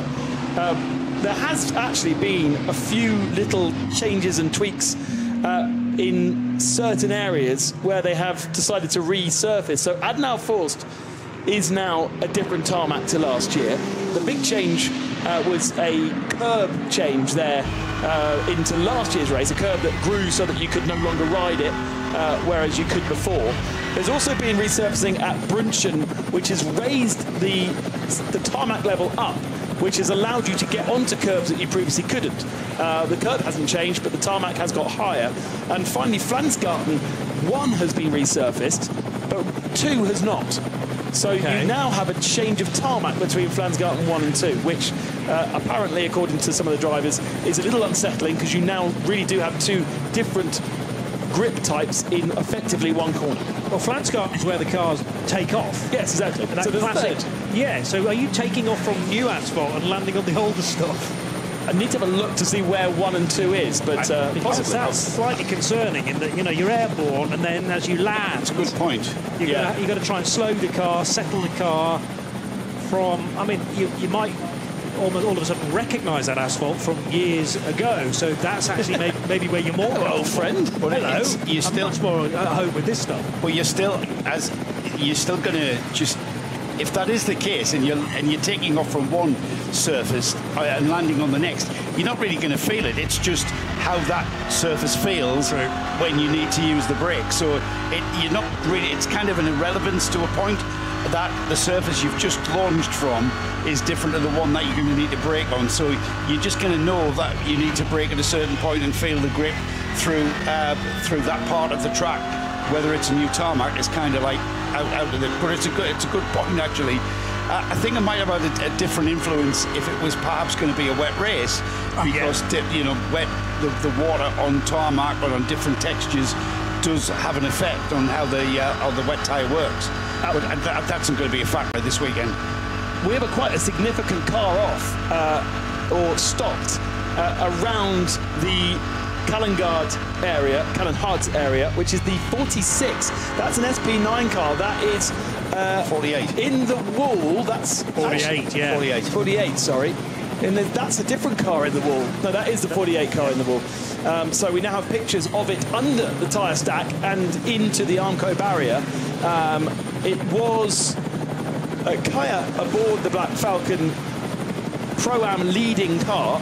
And actually that car was doing quite well in his hands earlier on. The Moroccan driver, Moroccan flagged driver at the very, sorry, not Moroccan, Turkish flag driver, Mustafa Kaya. But I'm afraid he is going no further, and we do have code 60 around that area now. Yeah, going into this session from earlier on, the 48 car had actually got up to second place in qualifying 1. I never did establish who'd done that time, but it might well have been Gabriele Piana, the Italian, or on some entry lists he's Swiss, because I think he's right on the border there near to Lugano. But that's a Pro-Am car, so Mustafa Mehmet Kaya, as you mentioned, at the wheel at the moment. Ben Boonagel, who's had loads of success over the years in Cup 2 Porsches, and Dan Arrow, lovely young Dutchman, who Joe and I were meeting for the first time yesterday when he was getting the driver changes done. I think they were sorting seat fittings as well. Arrow is not his real name, but it's fair to say it's a lot easier for us English people, British people, to say than his real Dutch name. He's translated it for us, hasn't he? So yes. To make our jobs easier, thankfully. Yeah, his surname is spelled P-I-J-L. So it's pronounced, I think, something like Pio. So Arrow is a lot easier to say because in Dutch, P-I-J-L means arrow. Yeah. So thank you, Dan, for helping us out with that. And we weren't pronouncing his first name correctly as well. Dan, how do we pronounce your first name? Ah, yes, it's Dan. All right, so we're saying it correctly. No, you've said Dan, and it's pronounced Dan. We've relived that moment, haven't we? That's not the first time some other friends from that the we've Netherlands struggled with Dutch names and Dutch pronunciations. Well, we didn't just think slightly different. We didn't to think how we say it. But clearly we were. Yeah, it's Dan, isn't it? Dan. Hey. Lovely young lad. Yeah, didn't come from a conventional route. Didn't come out of karting. He sneaked a license under the guidance of one Cor Oyser. Sneaked a license and did his first car race at 13. Then he was discovered to be 13 and kicked out, and basically. Be 15. Yes, you've got to be 15 to get a racing license. Oops. but it's working for him, and he has high ambitions. He wants to win just about every 24-hour race going, starting with this one. Yeah, without any, I mean, it's very rare these days to have a young lad come in without any karting experience whatsoever, and to start with cars, and that's the route he's taken. Yeah, he was very quick. Racing with Abby Eaton in the Lamborghini Super Trofeo a couple of years ago. Right. Become a gun for hire, actually, because he's now in the GT World Challenge Asia Championship, racing for the South Korean team that race in there with Hang Ming Wang, and that is in a Porsche, and he should be in a Porsche here, although that Porsche is in a wall right now. There's another Porsche going slowly. I noticed this on the Dottinger. That's the 44 Falcon car. I thought it was going to be a puncture for Dennis Marshall, but it does look like all tyres are still inflated. Falcon tyres on the Falcon Porsche, surprise, surprise. Now, he can't get across the pit lane because pit lane's not open for those cars heading out of Hohenrhein, so he's still going to have to do a full lap of the Grand Prix track. Does that engine sound healthy? Yeah, it's just running low revs. He's just cruising back. I don't think it's the motor that's his problem. He's just running it like... They're not changing gear, though. He's not, yeah, that was my next guess. He's not changing gear. No, he's nursing the car home, isn't he? But is it stuck in gear, or is there a gearbox-related issue? Falcon tyres seem fully inflated on the left-hand side. They got okay on the right too. That's kind of a diff transmission whine that you're hearing there. That was the kind of the high-pitched whine that you heard, and that's the normal noise. Yeah. Rather than electric motor. Slowly. What? Rather than an electric motor, which it also sounds like. Well, it kind of does, yeah, it does, yeah. Falcon with high hopes to finally take victory here at the 24 Hours of Nürburgring. They've always had these two Falcon liveried Porsches. A pretty wholesale change in driver lineup over the last couple of years. They now have Alessio Piccarello in the 33 car, Julian Andlauer, Michael Menzel and Sven Muller in that car. It's a car that actually won in the hands of Alessio and Dorian Boccolacci in NLS, was it 1 or 2? I can't remember. But one of the earlier rounds was won by this car. The 44 of the car we're watching is Marshall, Schuring, Heinemann and Boccolacci himself. Luckily for you, I was just checking some NLS results, so I've just found the result for the 70th edition of the ADAC Westfalenfahrt, which was the start of the year. And it was a 1-2 finish for the Falcon Porsches, but actually a win for Sven Muller and Maurice Schuring in car 3. They're numbered 3 and 4 in NLS races rather than 33 and 44 as they are today. Dorian Boccolacci and Nico Menzel finished second in that first race. So it must be 2 then, where Piccarello and Boccolacci won. Hang on. Or maybe I'm making it up. No, you're spot on. Yes, Boccolacci, Piccarello, winners in car 3. So hang on, so Falcon have won NLS 1 and NLS 2. No wonder they're feeling buoyant about the 24 hours. Yeah. And remember, Porsche have won everything going so far in the NLS races and the 2 qualifying races as well. NLS 3 was won by the Grello Manthey car, where they only had Ianchin Guven and Thomas Priming in the car that day, so no Estra, no Patrick Pilet. Then we moved on to the 2 qualifying races that doubled as NLS 4 and NLS 5. And if I scroll through to those results, it was a win for the 16 Porsche. So another Porsche, Patrick Niederhauser and Laurens Vanthoor, and they did exactly the same thing in race 2. So of 5 races so far, all of 4 hours in duration around the Nordschleife, it's Porsche winning everything. Yeah, one thing, winning a race over 4 hours, completely different ball game, isn't it? Winning over 24. However, they've come in as one of the cars that we consider a favourite, for want of a better term. The good news is he has managed to get that Porsche back to the pit lane, and he just files on the pit lane now. That's a transmission whine that you can maybe hear in the background. And he's now at his pit apron, and a very crowded pit apron it is. That would do my head in if I had to work under those conditions, but that's quite the norm here, isn't it? The dolly jacks will automatically go underneath this car. It doesn't necessarily mean it's going to be put in the garage. It's just in order to spin it to 45 degrees to make the exit as comfortable as possible. In actual fact, they will be pushing it into the garage where a few more engineers, mechanics can look at. Oh, will they? No, there's not the space in actual fact to put the car into the garage. There's not, and there's very little work going on as well, considering he limped that car home from quite way off in the lap. Came off the Nordschleife onto the Grand Prix track and made his way around. Now the car gets pushed back into the garage. Now we might get some indication and some information as to what the problem is. The car is currently down in, where did I spot that? 19th place for the Falcon Motorsports entry. And in a couple of minutes, Johnny, I'll give us an idea. I'll give the listeners and viewers a rundown of the top 5 of which are our 5 qualifiers going through to tomorrow's top qualifying. And that is quite an important part of the SP9 class here.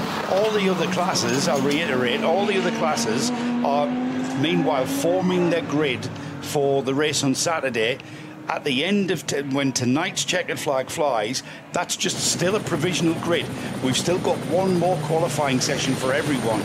Yes, the top qualifying places, they'll be sorted, but for everyone else, improving your grid position is very much up for grabs tomorrow. Carlos Rivas is currently at the wheel of the provisional pole sitter, let's call it, in Cup 2, with a session still to go at the end of this one. But that is the 948 Cup 2 car, which is the entry from 48 Loesch Motorsport. So connected, in fact, to car 48. Don't get that confused with 48 in SP9. There is also a 948 with the same sponsor.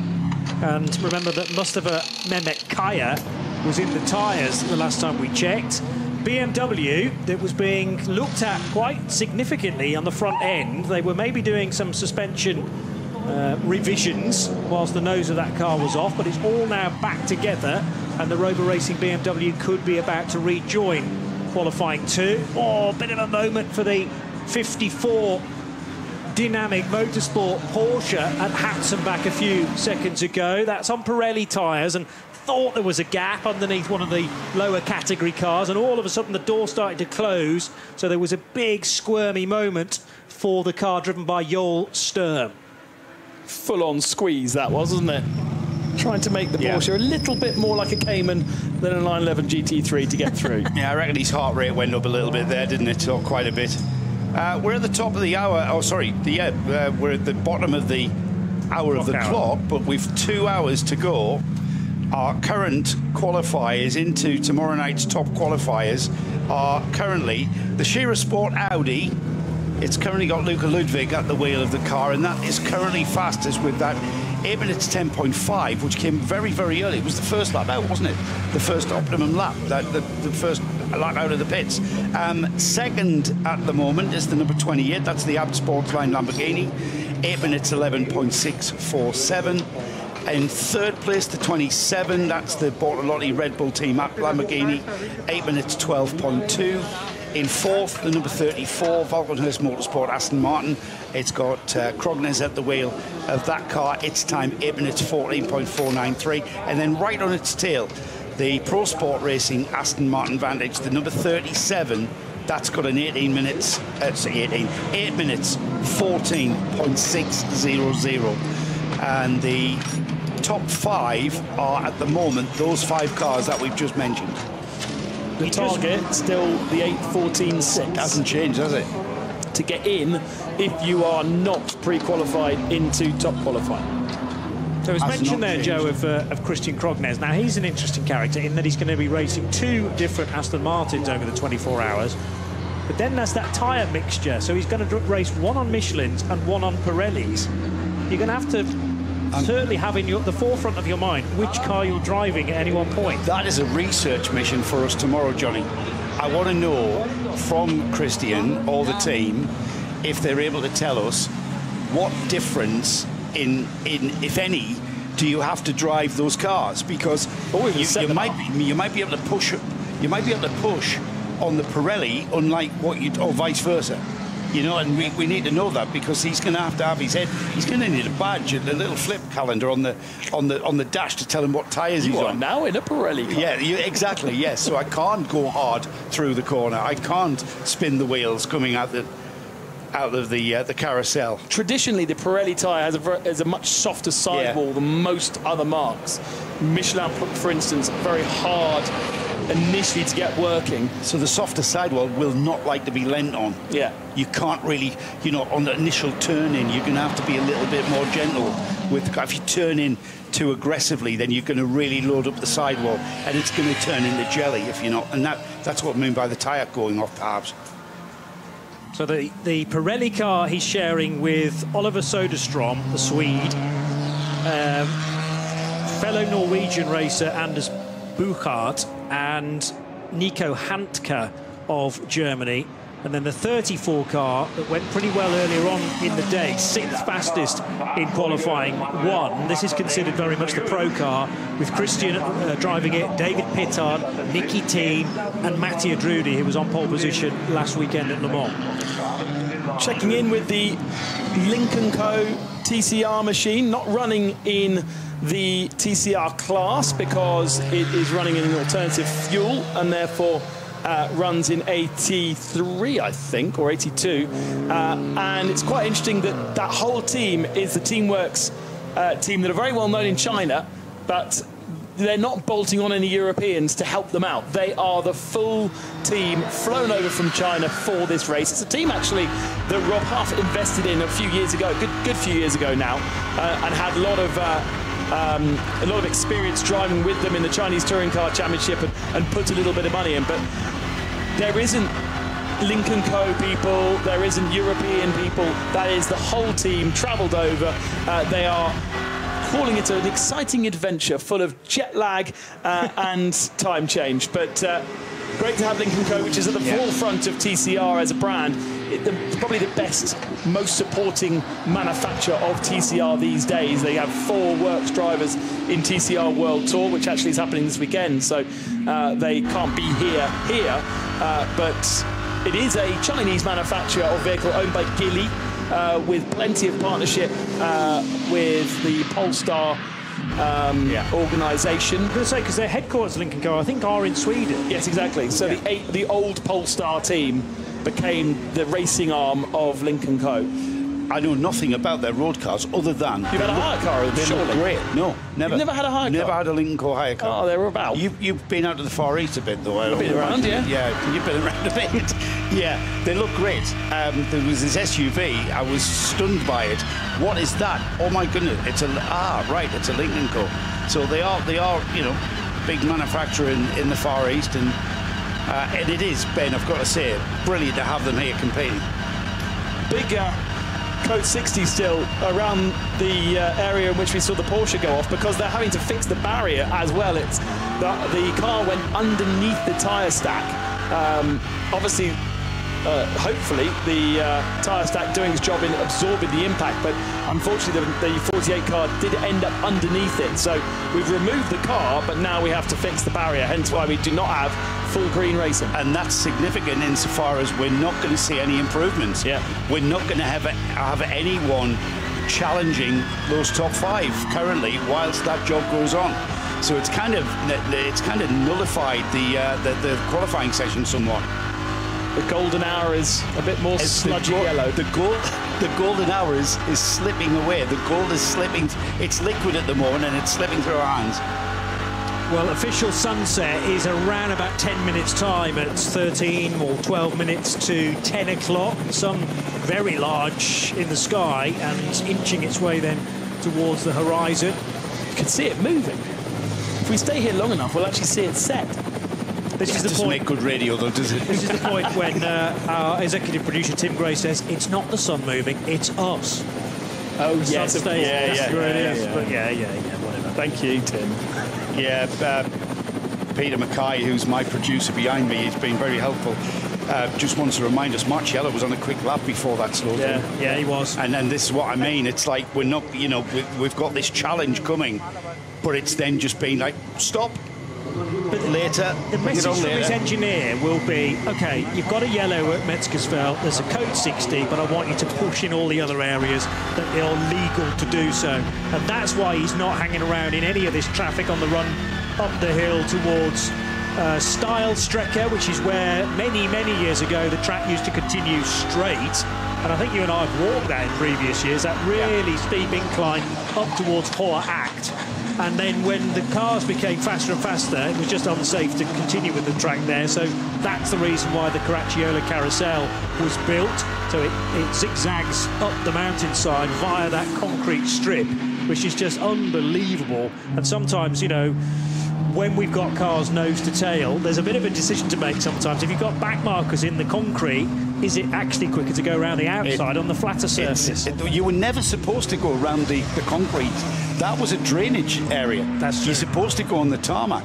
And Caracciolo pioneered just putting the car into the ditch. Into the concrete ditch and going round the ball. And you can see a picture of racing cars, and all right, geeks like us can probably tell you what track it's at just by the scenery off to the sides, but it's indistinguishable. The carousel, you see cars back in the 70s, Grand Prix cars, back in the 50s, the likes of Fangio and Mike Hawthorne, you know, their cars pitching through the carousel ball, just phenomenal spectacle. And that year we went up there from the inside, Johnny. It's not exactly slow through there as well in the GT3. No, it's, I mean, to stand partway down that little straight that comes out of the entrance to Style-Strecke as was to the carousel, they're still pulling through the gears before they hit the brakes, and to stand at the braking point and realise quite how fast they're approaching the carousel itself is phenomenal. So I hope you've either in previous years or this year get the chance to do that. Still, the recovery of Mustafa Mehmet Kaya's number 48 Porsche is taking place, so the ADAC flatbed is there, and now they're assessing what's left of the tyre wall after it was moved up by several feet. Has it compromised the Armco barrier in behind the tyre wall? It doesn't look too bent out of shape actually, but Armco has got to be vertical, so they've got to make sure that those struts in behind haven't been weakened in the process. Well, the truck that's coming into play now that the car's being recovered on a flatbed, an intervention vehicle just escorting that car. Now the workers arrive with the HIAB to pull the tyre barriers back into position. They've got big chunks of Armco that they can bolt on and off. And like you said, Johnny, where the car has gone in may not have been the area where it first contacted, because there's a chunk of tyres missing. Or whether that's been dragged away, yes, as it's hit the tyre wall. It's dragged the tyres away, so we're going to have to drag the tyre wall back into line and then put it straight, because at the moment it's at a 45-degree angle to where it should be. And they're well-equipped, the crews here at the Nürburgring, with high-up cranes and the like. That whole barrier has been dragged, I would say, 3 tyre lengths to the left, and by lifting it, that's not actually going to do anything. It's just going to, you're going to lift it and then place it down, and it's going to stay exactly where it is. She say, Joe, it needs to be pulled back. Yeah. They almost need to reverse that truck back. It's like a ruffle in a carpet. Yes. You can't push the ruffle down. You've got to pull from where the carpet begins. So you've got to pull that tyre barrier from where it begins. I like that analogy. I know. I don't know where I took that one out from. Yeah. You're on fire this evening, Bradley. We've got 9 stopped. Yeah, the 949. So the 949 is ground to a halt. I'm just trying to identify where that is. It's one of many SRS Team Zorg Rennsport cars, by the way, but I wasn't able to. It's the 949, so the Eschweiler, Graberg and Vilnius driven machine. And Finn Wiebelhaus, I'm pretty sure, is the driver at the moment. It's just out of Brunchen. It's just out of Brunchen. You come through the right-hander of Brunchen, and then the fast left, and it's just on driver's left out on the through the left-hander.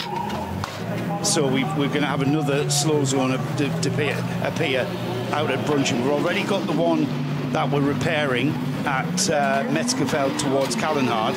That's the one we've just been looking at, the tyre wall, etc. But the one at Brunchen that's to recover a car.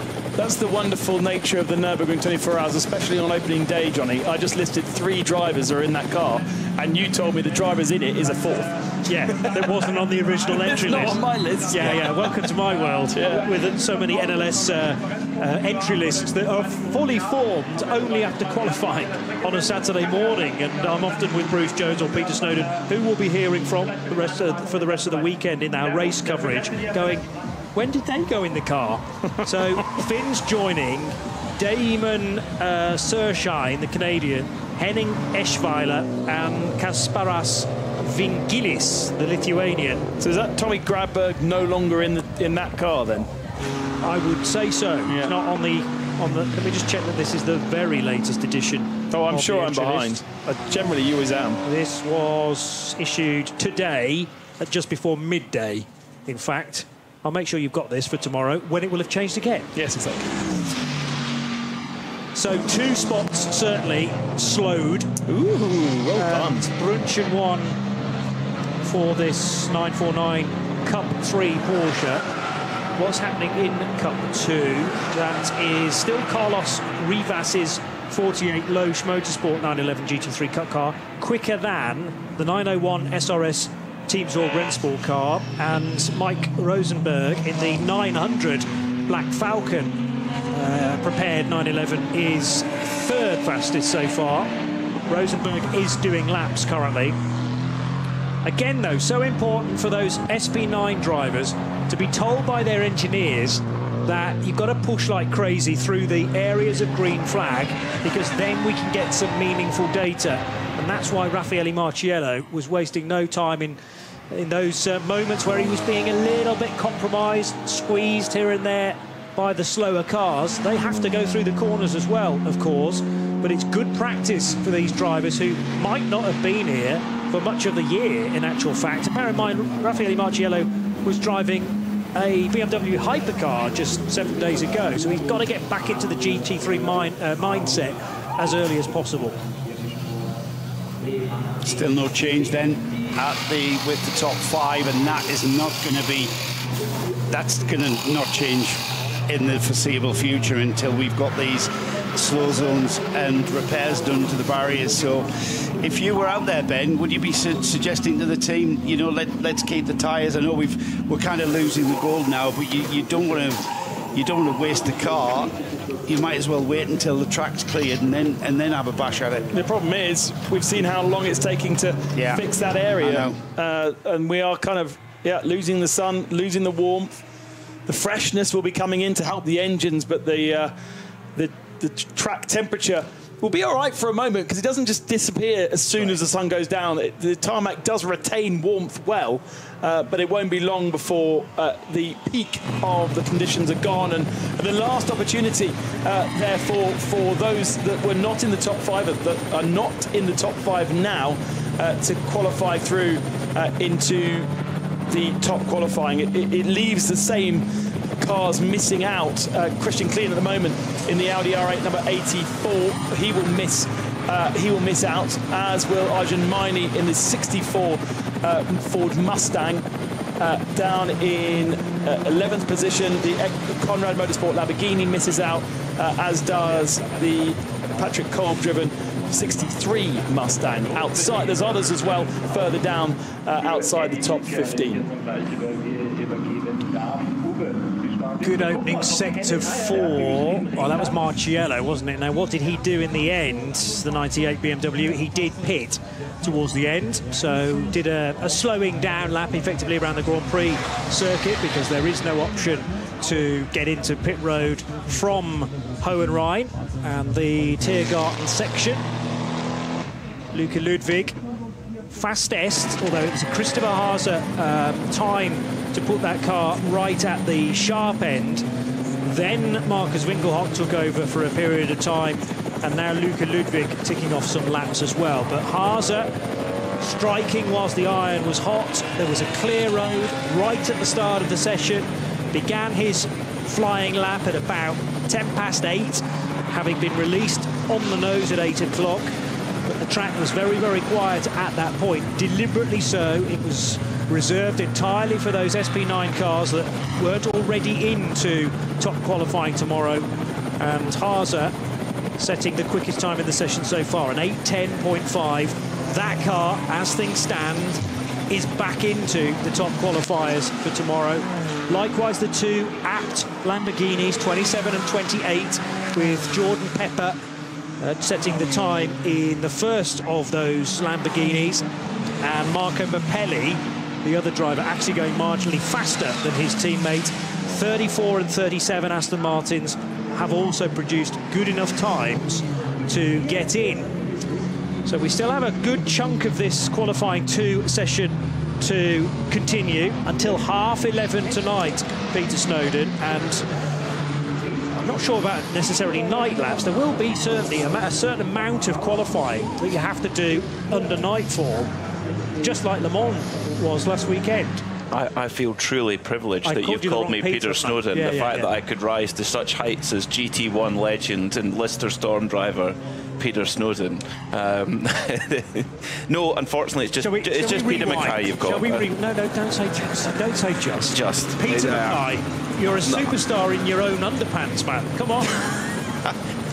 Well, let's not talk about Peter Snowden's underpants. That would get us in a lot of trouble, couldn't it? It's mainly because I was mentioning Bruce and Snowy not too long ago and their fantastic commentary of NLS races we've had already today. Peter Mackay, been working hard all day on sector splits and whatnot, and I don't know whether you've read the regulations regarding how many night laps you have to put in. But there will be a certain amount of proof that you have run enough during the nighttime hours, and we are at now 9:48. 1 minute after official sunset. The sun still feels like it's up there, though. It does. It's been such a beautiful day here at the Nürburgring Nordschleife, and just a perfect day to go driving, but also to spectate. There's loads of fans here already. I mean, we're still 48 hours away, really, or just less than 48 hours away from the start of the race, which will kick off at 4 o'clock local time on Saturday, and the fever is rising here, and still, you know, it's still a little bit unclear to what the order of things is, because several of the top cars are already into top qualifying, but quite a few aren't. So we haven't really seen the cars that are already in top qualifying wind up yet. We'll get a picture of that tomorrow, and I cannot wait. It's one of my favourite motorsport moments of the year. Is the top qualifying, where they set them off one after the other, and it's just so exciting to watch that. And if you've not got it on your schedule for tomorrow, do so, because it's going to be hugely exciting. Interesting to see both of the Lamborghinis qualifying, or both of the app Lamborghinis qualifying for the top qualifying shootout at the moment. They're second and third on the cumulative times at the moment, and looking very, very strong on 1 lap pace. Likewise, the number 34 Aston Martin, run by Valkenhorst, and the pro car of that lineup on the Michelin tyres, as the guys chronicled earlier on, but they hold that 4th spot. And interestingly, what's a bit of a surprise, I have to say, is in the 5th position is the number 37 Pro Sport Racing GmbH car, because that is the older version of the Aston Martin. It's not the Evo kit, so that's at least 3 years old, because the new Evo kit kicked off at the beginning of the season last year. So that's interesting, and a great job by Marek Bogman to pull that car up into top qualifying so far. Yeah, don't disagree with that, Peter. Good evening, everybody. If you are just joining us, 10 minutes before 10 here in Central European summertime, and it's that beautiful dark, not quite dark, not quite light sort of transition that we have at the moment. And it is, generally speaking, it has generally speaking been a beautiful day, very warm, and said to be warmer over the next few days. Just looking at some of the quotes that we've been getting from our colleagues down in the pit lane. Everybody's loving it. Nobody's like, oh yeah, we're doing all right. Obviously, there's been a few people who've had some problems, but they're not admitting it, or at least they're just taking it as it comes, which is, you know, I don't know what else you could do, in fairness, but some interesting work to be done at this stage in terms of getting the cars tuned to the slightly darker and cooler temperatures. This from the 948 GT3 Cup car drivers and Carlos Rivas. Track temperature significantly better than in qualifying 1. There's still a lot of traffic, but that's normal. We give it our all. Let's see what happens. Recently talking to our pit team, Tim Schrick from the 88 Subaru, the WRX. Our goal is to finish as high as possible in the overall, as we don't have any competition, and that's a problem, he says. In 2019, we were 18th overall, and the Japanese have set themselves a goal of finishing again in the top 20. That's a high bar here, I'll tell you that now. What else have we got? The Boccolacci number 44 car that was coming round the Porsche with, was it Tim Heinemann behind the wheel, or was it Marcus Shearing in that? That was a slow puncture in the 44 Falcon car. An hour and 37 minutes, pretty much on the nosy. If you'd like to get in touch with us, please do. We always like to hear from you, and it informs what you want to hear about is what we want to inform you. And if I could find where we are, there we are. Hello to Kevin Payne, who's used Twitter or X. Camera operators giving us some stunning sunset scenes tonight. Looks amazing. Tomorrow, at just after 4 o'clock in the morning, is the summer solstice here. I think it's about 4:18 in the morning is the summer solstice. So we have an extremely short night tonight and tomorrow. I think it was something around 8 hours of official darkness, and that's Saturday to Sunday. And that's a lot less than we normally have here. Exactly, because we are about a month later than normal, and next year will be about back to a month earlier than this year. So it does, and that changes things really quite a lot.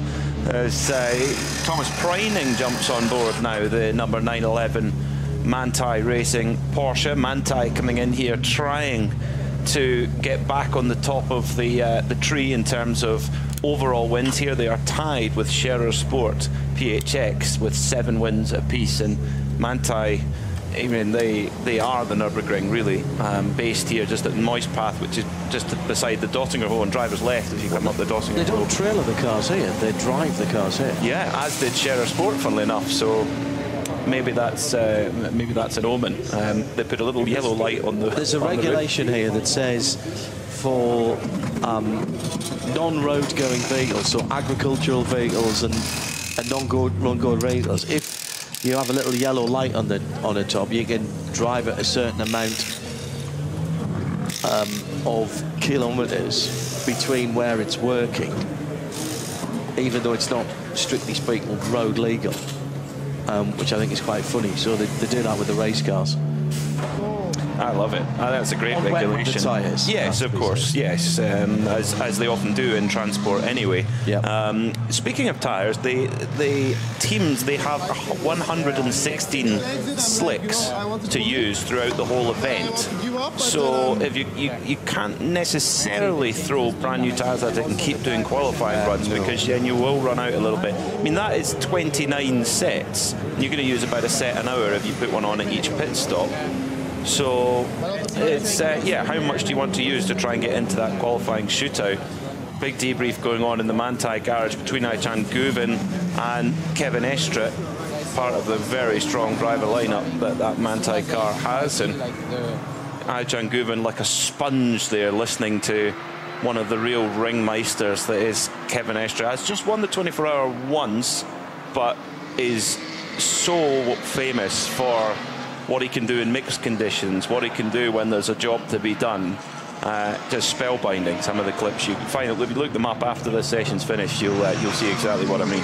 At RSL_studio, and the hashtag is RSL19, N24. So 19th N24. So RSL 19, N24. If you want to get in touch with Peter Mackay and myself here at the Global Broadcast Centre, overlooking the start-finish line. And now that the sun's gone down and we aren't as much in a greenhouse, we have been able to lift the Venetian blinds in the studio, and we can see across to the TUV Rhineland Tower, and beyond that we're looking pretty much directly west, aren't we? So looking at the last vestiges of the sunset. Still, unfortunately, slow zones at Metzgesfeld and 3 code 60 zones around Metzgesfeld and Kallenhard, unfortunately. So there's a whole section of the track. They're still repairing barriers there due to the number 48 Black Falcon EAE Porsche that went in there into the barrier, and that is that's a shame for that number 48 crew, because they've had a really quick car. They've had a great NLS season in the Pro-Am class, and they will definitely be a threat. I mean, it didn't look like there was an enormous amount of damage. I'm sure the mechanics won't thank me for saying that, but it didn't look terminal for the car anyway, that's for sure. So they should be able to get it fixed and get some more track time in. And of course they are in the top qualifying shootout, so they will definitely want it ready for that. That is an experience that not many drivers get the opportunity to have, that clear lap of the Nürburgring Nordschleife. They don't get empty tanks though. They actually are brimmed to the top. They have to, by regulation, start the qualifying with a full tank. But in general, it's a flat out clear lap on the Nordschleife. It doesn't get a great deal better. Well, all the drivers love that since it was brought in a few years ago, and it has become a must-watch. So check your local listings for details.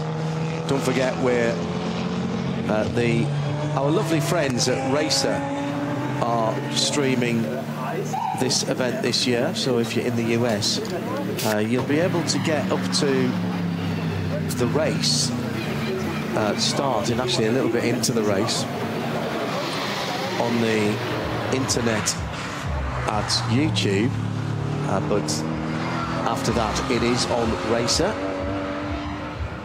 and you'll be able to follow along on there. Teo Vey, apparently, for the Rhineland Tower. Thank you, Tim. And it is 10 o'clock in the evening, 9 o'clock where Tim is, back in the UK. Thank you for your company today already. Plenty to come tomorrow, but still an hour and 30 minutes to see if anyone can improve. Air temperature's coming down, track temperature will come down a little bit as well. Maybe time for a fast lap for those not yet into the top qualifying. Let's find out in the next 90 minutes.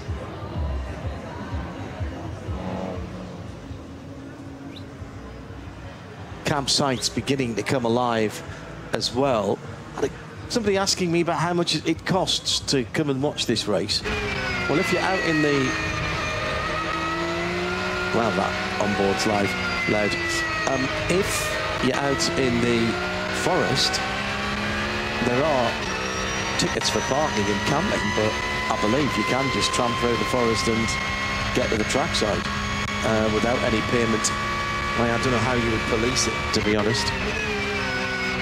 I think there's a lot of things that go on out with the circuit that are difficult to police. That amazing symphony in the background, car number 16, Sport PHX, Porsche, not Audi. Porsche, they do have an Audi, but they also have a Porsche now. The blue number 16, known as Sally, named after Sally Carrera from the Cars movies. It's even got underneath the engine cover, even got the tattoo that Sally Carrera has. So all the details thought about for Sport PHX.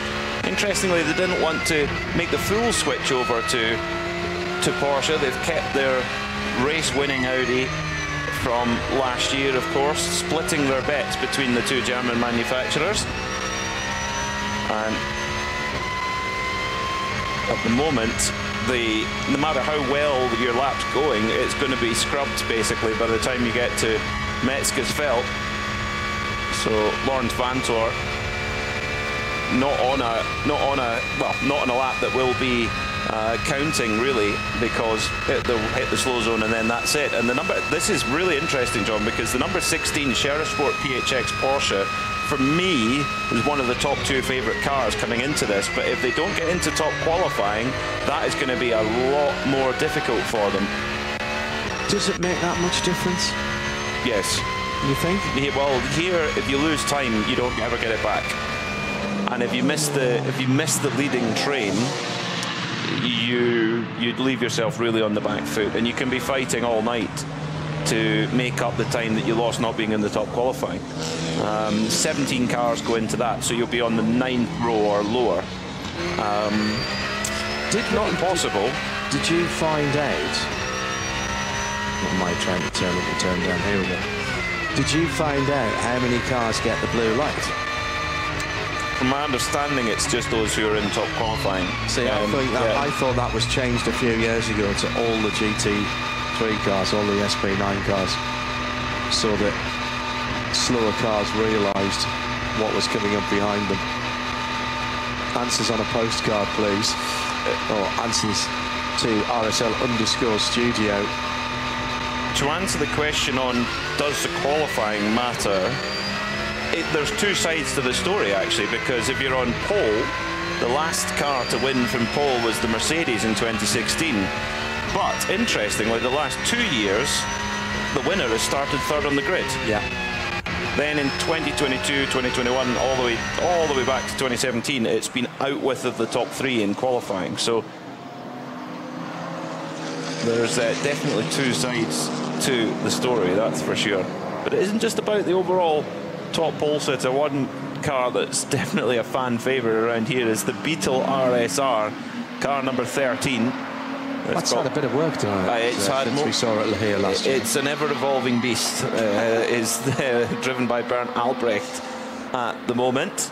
When I saw this here a few years ago, and it's been here a few years, it reminded me of a project that somebody had done to make a... Right, I think we mentioned this earlier on, but pit speed limits must be respected here. If you don't, then you lose your fastest lap, and that is the number 59 that has lost its time. That is a front-running car in FT8T. It's a McLaren Artura Trophy, which is faster than the GT3 cars up the Dottinger Row. That's because it has less aero, I presume. Yes, exactly. Sorry, to go back to the Beetle.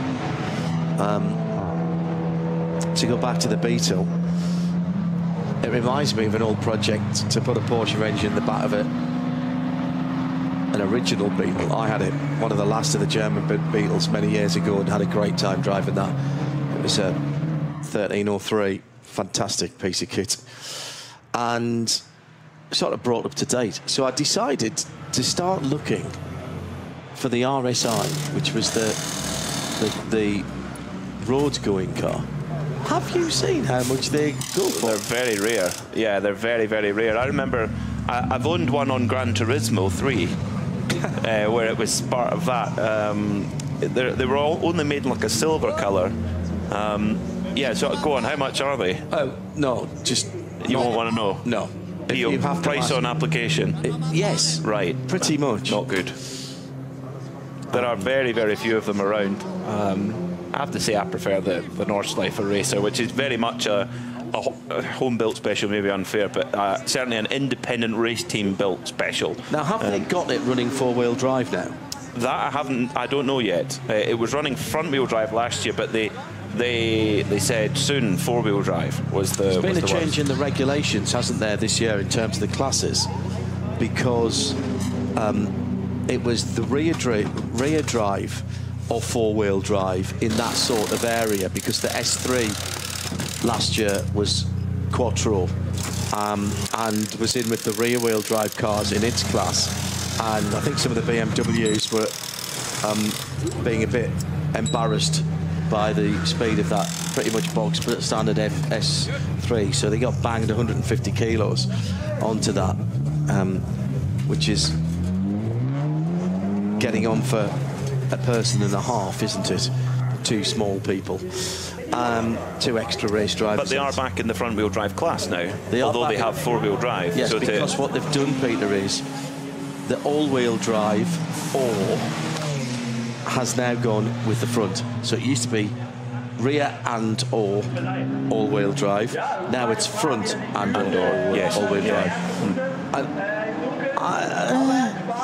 Anyway, they've still got quite a lot the class, despite that. The Dupre car, XE. We spoke to the Dupre. He was very happy to tell us about his car, wasn't he? Christophe Dupre, amazing passion. And what I love about been driving and racing as Dupre Motorsport for 50-odd years, and there's been a Dupre Motorsport for nearly 80 years. Yeah, amazing, isn't it? It's great. You think the length of time and that engineering company's been going, and it is. I mean, if you've seen out on the road, and you'll see them everywhere, an Audi S3 saloon, 4-door saloon, it is as close as you can get a race car to the road car, if you like. Only the bare minimum things have been changed on it to make it safe for racing. So a protected bucket seat, a roll cage, the airbag's been removed from the steering wheel, and there isn't a great deal different from that. It's still the DSG.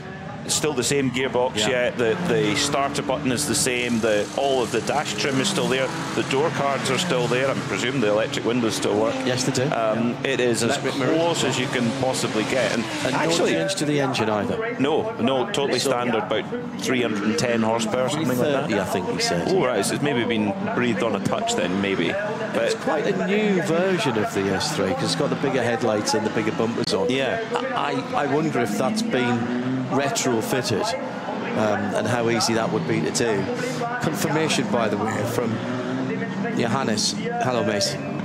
He's been feeding us a lot of good information that is indeed 4-wheel drive. So they've made that upgrade. Yeah. Great. That's good. They were talking about using some bits from an Audi TT when I spoke to them 2 years ago. Yeah, it was a 4-cylinder VAG turbo unit last year, so I presume it's the same. The venerable EA888 by something like that. Yeah. Well, the engine you see in almost anything from Golf R's. Actually, that is the base block that's in the Skoda Fabia RS Rally 2 car. Oh, is it? Yeah, EA888. They've got their money's worth out of the development budget for that engine, I think. Beautiful time of the evening now for our camera operators to be shooting. We've got a very quick cable camera on the front straight, which starts off on driver's left and then is diagonally rigged across to the first corner, pretty much across the apex of the first corner. The local water companies will have been doing well this week. Gerolsteiner amongst others, but there's been an awful lot of water consumed. Full dark now, with an hour and 20 to go. So it has got. It was nice for a little while, but the last bit of darkness has happened really quickly. It has, yes, and I think it will be different depending on which part of the circuit you're on, because in the Grand Prix track it's not quite as heavily wooded, of course, so you get more of the last bits of light from the sky. But when you get out onto the north side, it will be darker because a lot of them are within the trees. But important running for all of the cars out with the SP9. They're trying to get their grid spots in all of these qualifying sessions. And it's also trying to get all of their drivers cycled through, get some experience. You know, you can't really drive in the Nürburgring 24 without doing NLS races first. So you get a bit of an idea of that. You can't, no. So you need to get your permit. So everybody's heard about Max Verstappen's run in a test day here and saying, oh, why is he not at the 24-hour? Well, he would have to do his permit just like everybody else. I did notice. Yeah, an Aston Martin this time. I did notice that. Yeah, the number 48 Black Falcon EAE Porsche has been returned. Amazingly quick job from the circuit recovery team to get the car back to the garage already. It was all the way at Metzgersfeld, and there's more damage than I actually thought. Yeah, I thought that would drive out from underneath those barriers, the tyre barriers. It didn't, and there's quite a bit of bodywork damage. I mean, the wheels are roughly pointing in the right direction, or at least the hubs are. Just a point on that, during the race, you can get outside assistance, and we'll quite often see the trackers on the cars on the infield roads. And of course, this is a circuit that goes around point to point.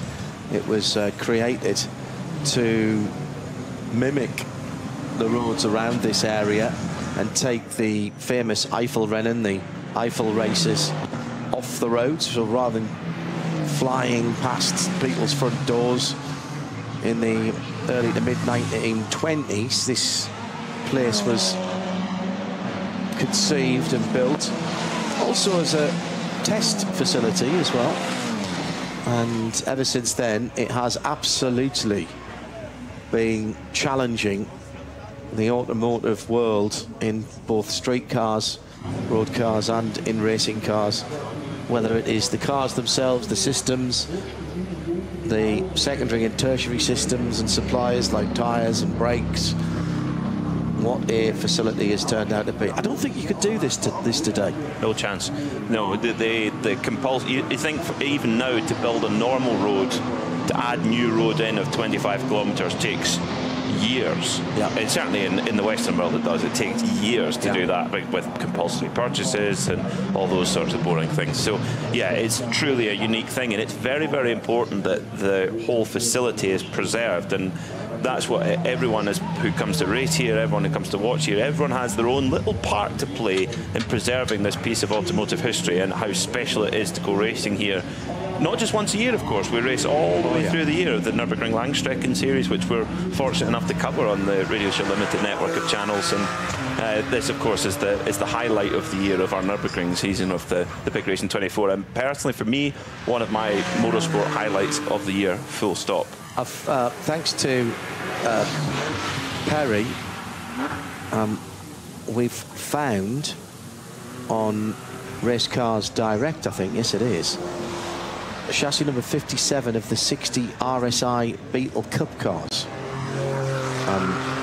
which is ready to go. Now, that was a 3.2 V6 and has the Öhlins suspension kit as well, which is worth about £8,000, and lightweight two-piece wheels, air jacks, etc. Price on application, of course. It's in black and red at the moment and runs the 57 number. Thank you, Perry. That's Joseph Perry. Hashtag RSL19 N24. If you want to get in touch. Hour and 15 to go. No major changes for a wee while, Peter. So we're just sort of impatiently waiting for the code 60 zones to come out.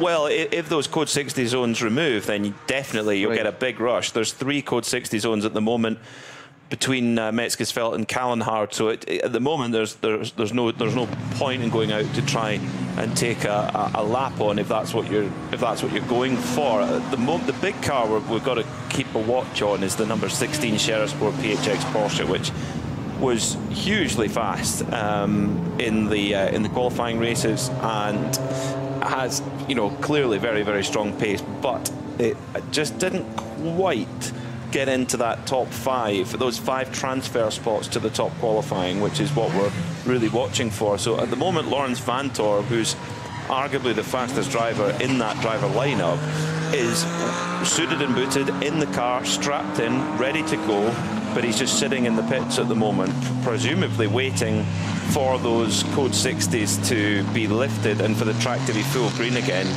The thing is, that might be the case, but of course, then you've got to hope that you get a clear lap. With a record entry since the COVID pandemic, you might not get that clear lap. So that was how important those first couple of laps were of this session, for lots of reasons. So we'll see.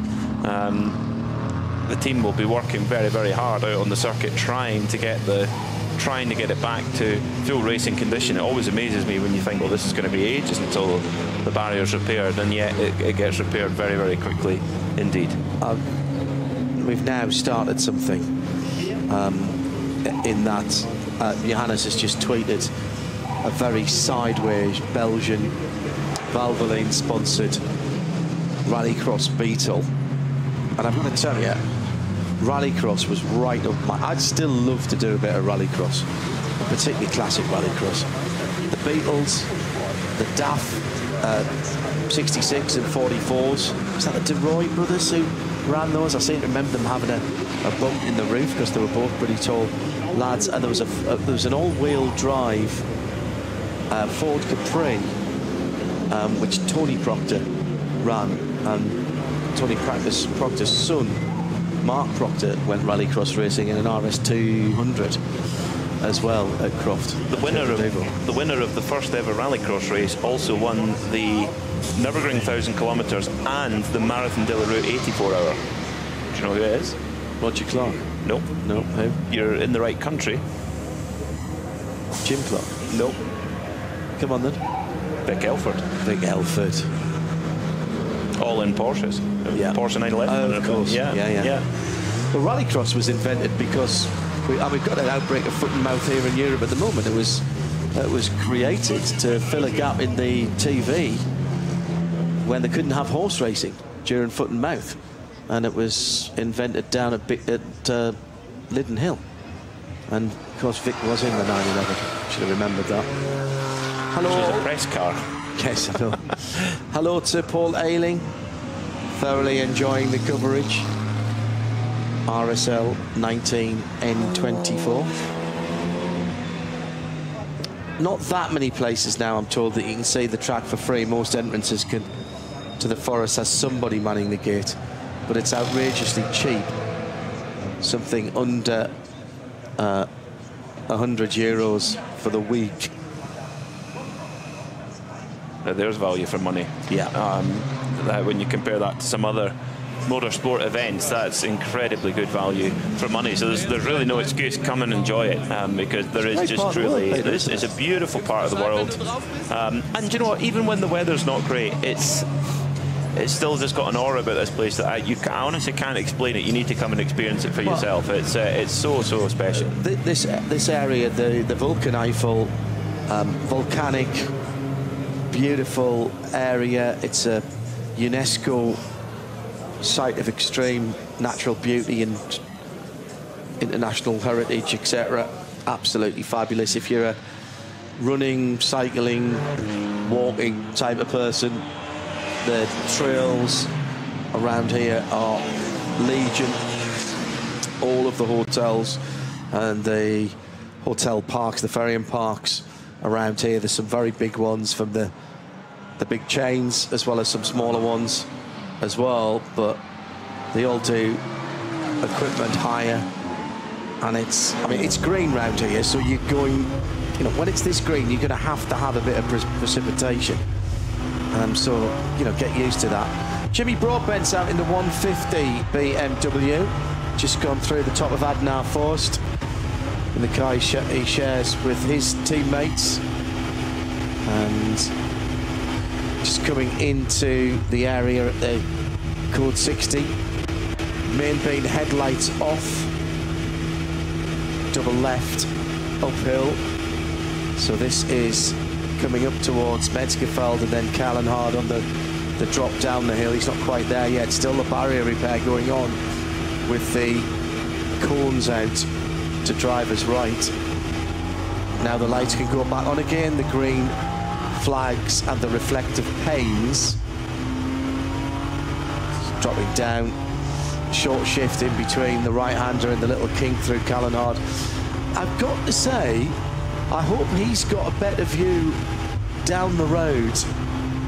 I'm not sure the headlights on that 150 are actually where they should be. The ones pointing out to the side are great, but the ones that are going straight forward are either too high or too low, because they're not really reaching out into the darkness there.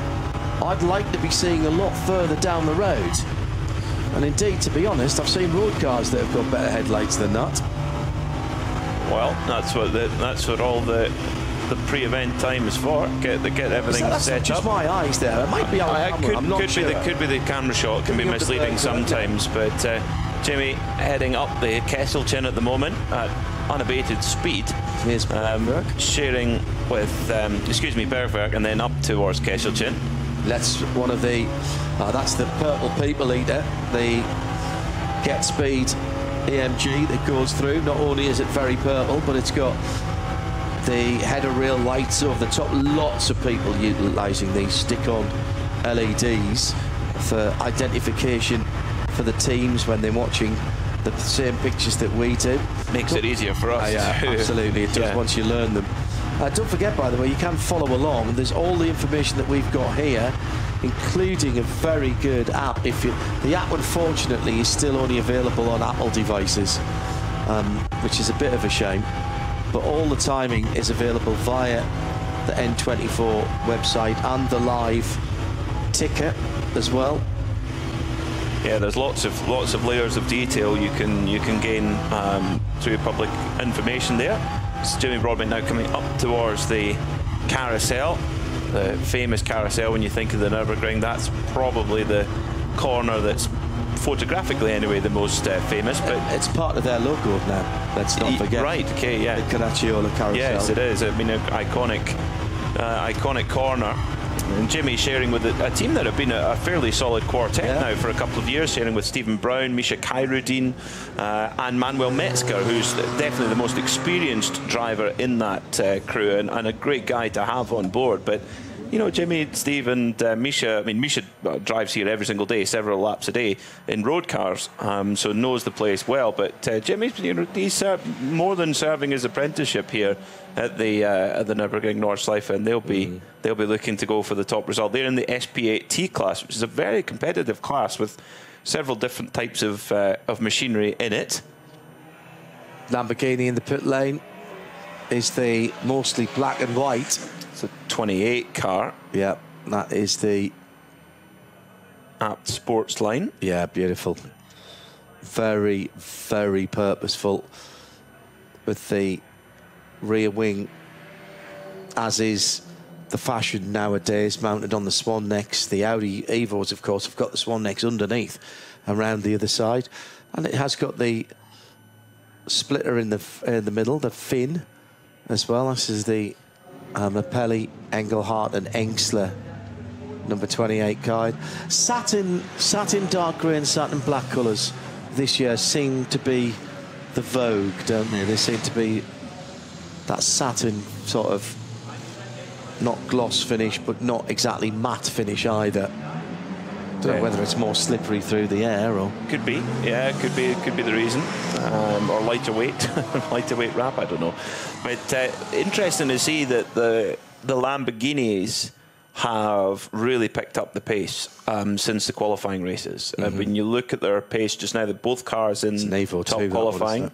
Yeah, that's right, John. Yeah, and then in second and third, right now they're way quicker than they were in the qualifying races. And interestingly, they're one of only two brands that have had a balance of performance adjustment coming into this race. The car has been given a slightly lower minimum wing angle, so less draggy if you like, and also a slightly lower minimum rake, so again less draggy, and that's clearly made a difference.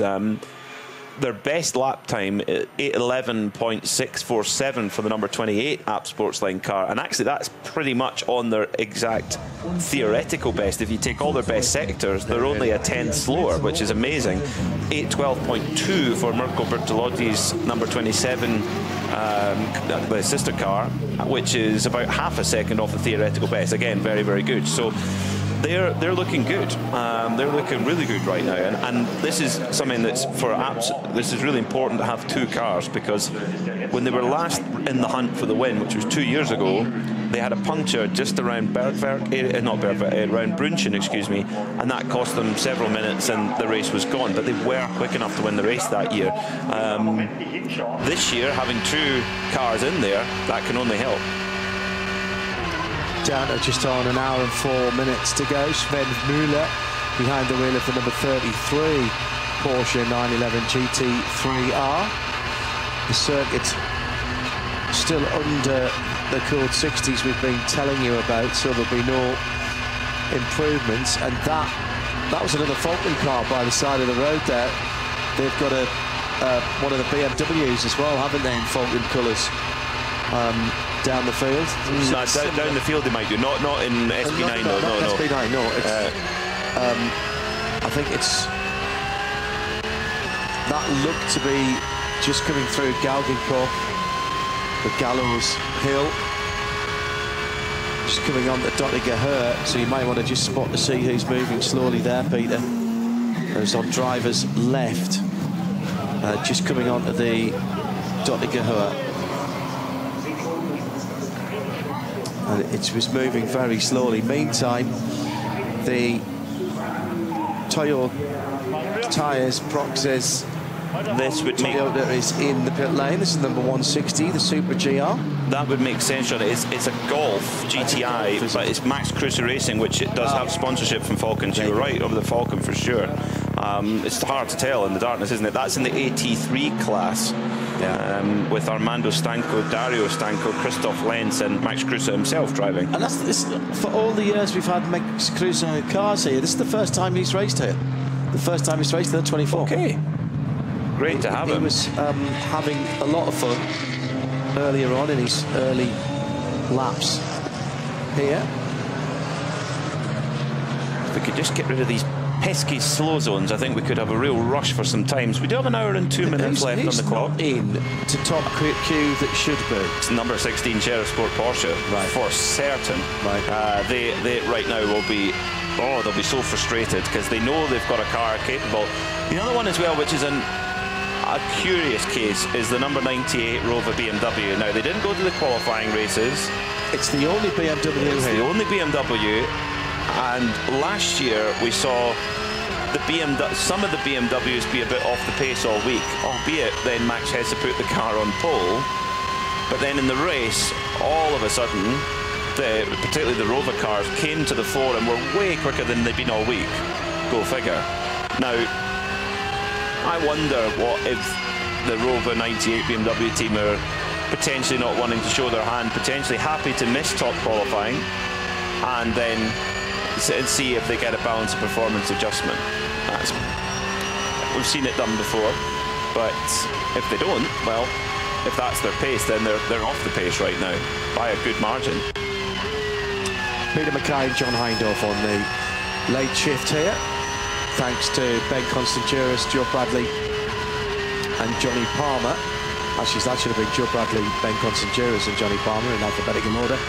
Beautiful red sky at night, Shepherd's Delight at the moment, as Sven Müller heads up to Schwedenkreuz at the top of the hill, flashing his lights to nobody in particular as he goes through and drops down under the bridge, which is which got a new sponsor on it this year, down through the Foxhole. It's got a lovely clear run here, Peter. And he has got a blue light on that car already, flashing away.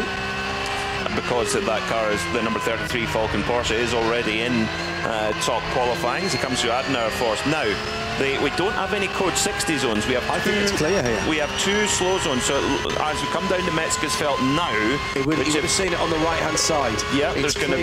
It's clear, absolutely, John. Yes, it is. So, was that a yellow there? That is very, very. That was typically tough for a driver. It wasn't a yellow, but it was somebody with a yellow light of some sort in the crowd. That must be so difficult as a driver to spot the difference. I love this part of the track. Callan Hard down through the hill. Shame we didn't stay with Sven Müller there as he came down the hill. It's right on the other side. It's about as far away as you can get from the pits, actually. Well, stand by your stand by the fences, because maybe take a step back from the fences, because this is where we could see some cars go for a lap. Lawrence Vantor at the moment is on circuit. In fact, he's just coming round to start another lap, which is pretty handy indeed. It's almost as if they knew how long it would take for the track to open up again. The track, we only have 1 yellow flag at Carousel now, so the track is effectively capable of giving a lap time, as Vantor has come through the first sector and he's losing half a second in that first sector alone. Boccolacci's in the pitch in the number 44, the sister car to Sven Müller, the 2 Falkland Porsches. Do you want to be going out now and heating up a set of brand new tyres from whomever they are? Or would you have already wanted to be out there, even if you had a couple of laps on them, just to have some residual heat in them? I'm not sure. Hard to say. Sure. Depends on the brand, I think. I reckon 9 different brands of tyres this year. It's a little bit less than last year. We had 11 last year. Yeah. It's amazing. And want to name them? Without looking. Michelin. Yeah. Goodyear. Yeah. Pirelli. Yeah. Yokohama. Yeah. Toyo. Yeah. GT. Yeah. Hankook. Yeah. Now I'm starting to struggle. Well, just talked about the 2 Porsches. I said Falcon, didn't I? No. No, Falcon. Okay, Falcon. And then there's one more, which don't know the 9th one. The Nexon here this year? Nexon have been here in the past, yes. So, I mean, that alone is amazing, isn't it, to have that many? I said Goodyear, didn't I? You did. Yes. Yes, I mean, that's a really good... There's some down the field as well. Yes. Which, like GT, GITI, apparently GT. So I think tyre-wise, when the cars went for their really quick run at the very beginning of this session, they spent the opening lap. Interestingly, they didn't come round the loop. They went straight onto the Nordschleife and did a build lap all the way around the Nordschleife, which was quite telling, I thought. So we'll see. Right now, Lawrence Vanthoor, he is not improving in any sector right now for that car. Is that He's his about first halfway quickie, through. though? It is. So we might need to wait until he comes round again. Yeah. To see what he had done a full lap of the Nordschleife before, though, so he had his build lap, so to speak. But right now he's not really on the pace at the moment. Don't forget that David Waymer is here this weekend from Sportscar 365. His Thursday notebook was posted earlier on today. Sportscar365.com, the news authority on sports car and endurance racing. They've been working very, very hard. Davey is doing back-to-back-to-back 24s. John de Geese back in Watkins Glen. And we've got Diana Binks and Arjuna Kankapati over there as our pit lane team this weekend. And we will be covering both of the Porsche races on a back-to-back race weekend, the Porsche Carrera Cup North America, as well as Michelin Pilot Challenge and the IMSA WeatherTech Sports Car Championship over this weekend. So there's no need to miss out. Conveniently, the Sailing 6 Hours of the Glen does not start until 4 hours after this race has ended. So actually more than 2 hours. 2 hours, excuse me. Perfect. 2 hours. So just time for you to switch over, make yourself some food, get a couple of beverages. Oh, big moment for one of the Hyundais in front of Augusto Farfus in the sole BMW in the race this weekend. Why only one BMW? Quite simply, BMW are committing their works cars to IMSA, and being a 6-hour race, they need 6 drivers. And they have got Spa 24 next weekend, and something had to give after the Le Mans 24 last weekend. And so they've decided to put all of their eggs into one BMW M4 GT3 Rover Racing basket. And it's a good basket to put them in, that's for sure. Augusto Farfus and Lawrence Vanthoor for Rover BMW and Sport PHX Porsche respectively are really trying hard now to try and get into those 5 transfer spots to the top qualifying shootout. The problem is they're coming across a lot of traffic. Vanthoor just at the carousel at the moment, but Farfus a little bit further around the lap actually. He's at the Stefan Bellof S, is just now heading towards Schwalbenschwanz. But right now on the time screen, neither of them are improving on their car's time. And for Farfus, he needs to find 3 seconds. And Vanthoor needs to find just a second will do to get him into those transfer spots. And this is the last opportunity to do that. So in terms of this session, 53 minutes left on the clock. But as darkness comes down, are the conditions there to get that quick time? It's a very good question to ask, Peter, and I don't think anyone knows the answer other than the teams themselves and the drivers who are out there. I was talking to Peter Kate earlier on, late. Vantorg, sorry John, Vantorg getting held up there big time at Brunchen. Cayman GT4 trying their best, and there's such a big closing speed between a GT3 or SP9 car and a GT4 car. Vantorg now coming over Flansgarten, which is a lot less of a jump now than it used to be. They've changed the profile of the road there a little bit, so not quite getting as much air, which I'm sure the photographers will be disappointed about. I'm sure Jochen from Frozen Speed will be darting around the circuit trying to get all the good shots. He seems to know exactly where to be and when. Sign of a good photographer. Had a chat with him earlier on the day. It's his birthday next week. Heading to Spa for a track day before heading to Zandvoort for a track day before he goes to Spa next weekend, but picking up a new car for his birthday on Friday. He's very excited about that. Love new car day. Doesn't happen very often. It's a several years. New car day. It's just new to you. New car day is new car day. Yeah, whether it's out the showroom or not. That's it's when it's new to you. Now resident of these environs. And runs his very successful photography business. If you haven't seen Frozen Speed, you are missing out. His year-end calendars are simply stunning. Right, so green flags around most of the area. Laurens Vanthoor with traffic ahead of him in the shape of a BMW Cup car. BMW M4, sorry, M2, excuse me, yes. Is it an M2 or is it one of the 240s? 240i's. Yeah. A little bit of a hold up there for Vanthoor as he goes on to start another lap.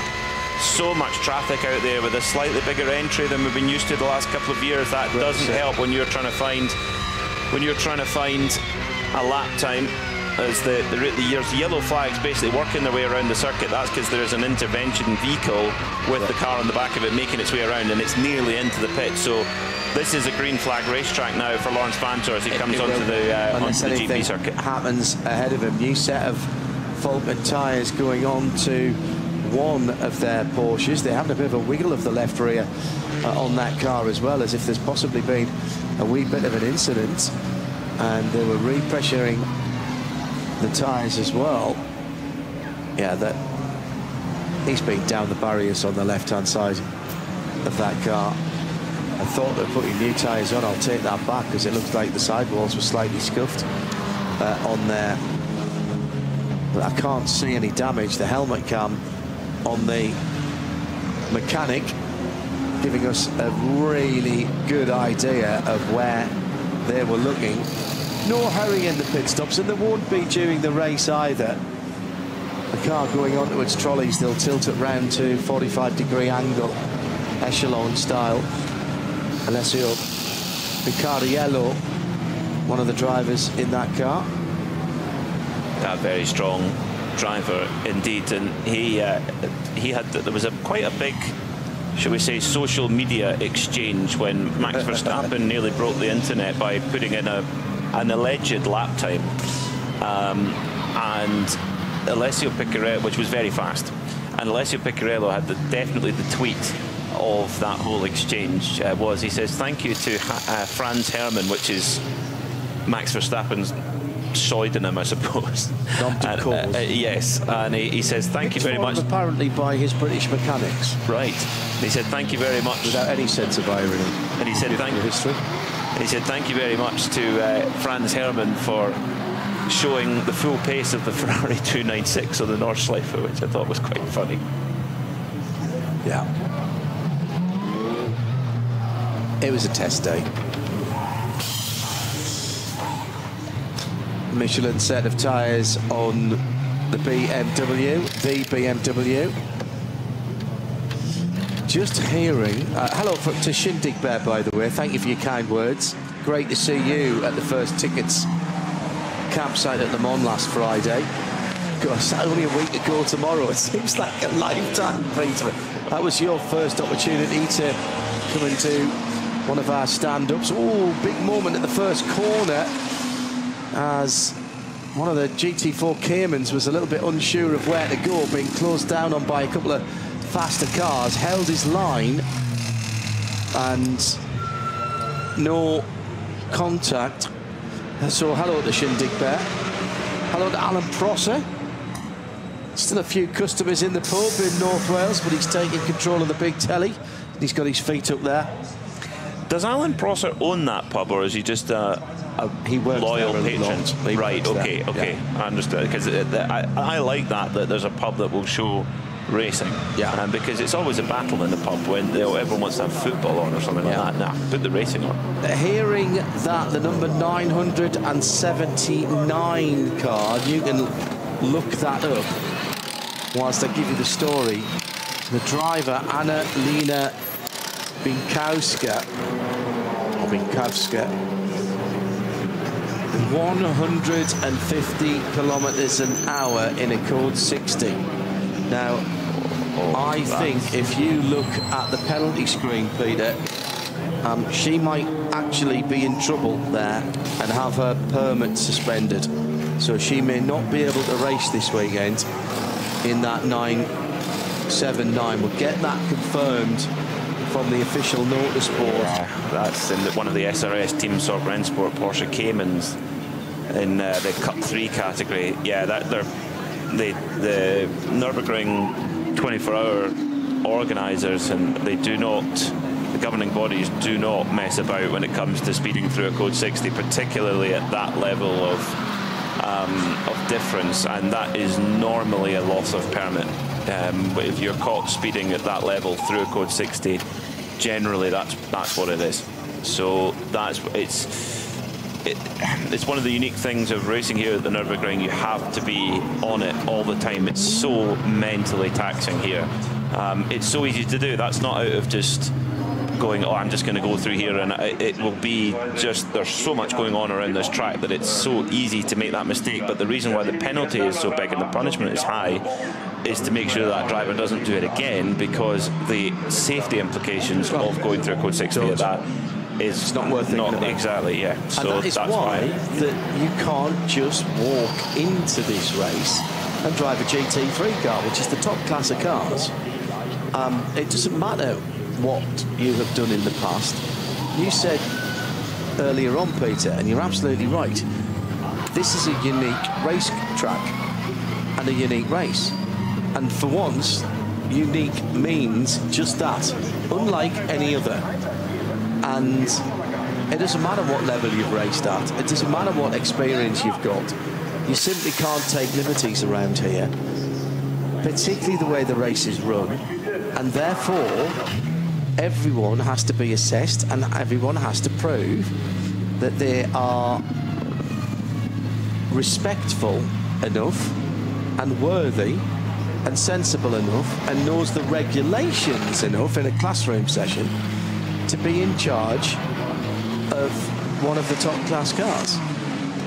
Everybody has to have a license of some description, but for the A category, the ADAC A class license for the GT3 cars, you can't just jump into a GT3 car and race it. You've got to take part in a or you've got to complete a certain number of laps in one of the NLS races, actually normally in 2 races, but it's 14 laps, and normally you'll do half in one race and half in another. You could probably get it all done in one race if you did it all yourself. I've known that people to try to do that if they were short on time. You could do that, yeah, and it's brilliant to see some of the drivers that have gone and got their permit in very humble machinery, because often that's how you have to do it in quite a low class of car. Johnny O'Connell did it in a Renault Clio. There you go. Yeah, front-wheel drive Renault Clio, and loved every moment of it. I bet he did. So, yeah, everyone has to serve their apprenticeship. It is a unique place. There are no shortcuts. No shortcuts at all. Now, just as we said, there was a green flag racetrack for the Lawrence Van Tour. just as he was about to go back onto the Nordschleife on that effectively green flag lap, there was a slow zone that popped up, and indeed a code 60 at Hohe Acht, which is about half to 3/4 of a way around the Nordschleife. So again, the number 16 Schersport PHX machine of Lawrence Vanthoor pulled in, so they are still out of the top qualifying shootout with 43 minutes left on the clock. There's time, but is there going to be I mean, even a green racetrack, you're not going to have a clear racetrack, that's for sure. You're going to hit traffic. It's just whether you can get around that traffic quick enough to be able to set that lap time. Now, they have theoretically an 8-minute 13.5 in the car based on their sectors through qualifying earlier on in this qualifying session. That would be plenty to get them in. In fact, a second slower than that would get them in. But you need the clear track. A couple of comments from the pit lane. This from the team principal of the BMW number 98 here, the Rover racing car, Hans-P Peder at Naundorf. He says, due to the timing of the 24-hour race, many BMW works drivers are tied up with other commitments this year. Simply weren't enough drivers available to implement our program as usual. Namely, with at least 2 works cars, we are happy to be competing at all this year, with an eye on Le Mans and Spa, with BMW competing, of course, in IMSA as well. The decision to race at the Nürburgring was actually made relatively late, so we've stuck with just 1 car, albeit with some really strong drivers. We would like to see more BMWs in the field, at the front of the field, but this participation should be understood as clear commitment from BMW for this race. Not entirely satisfied with the first day. We're missing out on some important processes due to the shortened preparation time.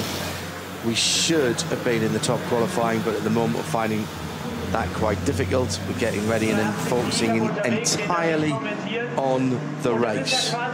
Drivers need to get used to visibility at light, and we need to fine-tune the lighting. That from the Seoul BMW.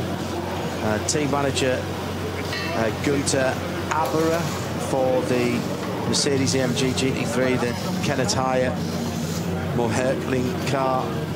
We're in our program and training for the race now, as we've already qualified for top qualifying. Yeah, absolutely, makes sense.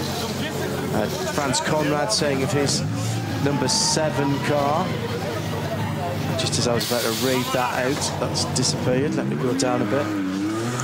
Says, I'm not entirely satisfied today. Want to go out again and see if we can improve. We're not in top qualifying yet. We'd like to be there. We're going to put on some soft tyres. The Gulden Sattler Henrici car reported on fire near the exit of the test hill. The driver is out of the car. Now, we've not seen that part of the track.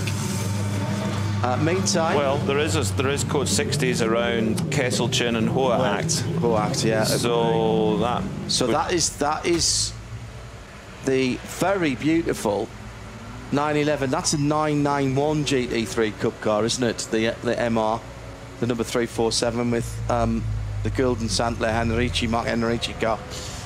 That's the blue one, I think, if I remember right. Yeah, it's a really cool-looking car, a Toyo livery. Just on that point that Franz Conrad made about throwing a soft tyre on, that's something that, you know, it depends on the manufacturer that you're on. These are what are called confidential tyres, so you're not when you go to compete in a championship where they have a control tyre, everybody kind of gets the same thing. But in this race, where it's effectively a tyre war, which has been won by Michelin 9 out of the last 10 years, 7 times in a row, by the rules, you can have 4 tyres types per axle, excuse me, and per car. So say it's a Ferrari. The Ferrari can have 4 different types of front tyres and 4 different types of rear. Then a BMW can have 4 different types of front and 4 different types of rear for it, which may be different to suit that car. So the depth that you can go into, and therefore you can have different types of tyre that work and some that don't.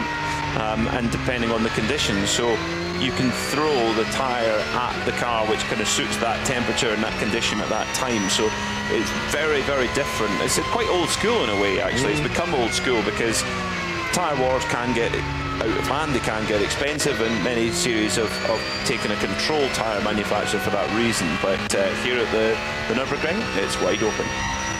Hello to Red Square. Thanks for the tickets to Le Mans last week. Watching in the back garden at Silverstone. I'll get back to the race one day. Say hello to David Drinkwater. He's out there in a BMW. And also to Randy Sherwood from the States, tweeted in at RSL_studio.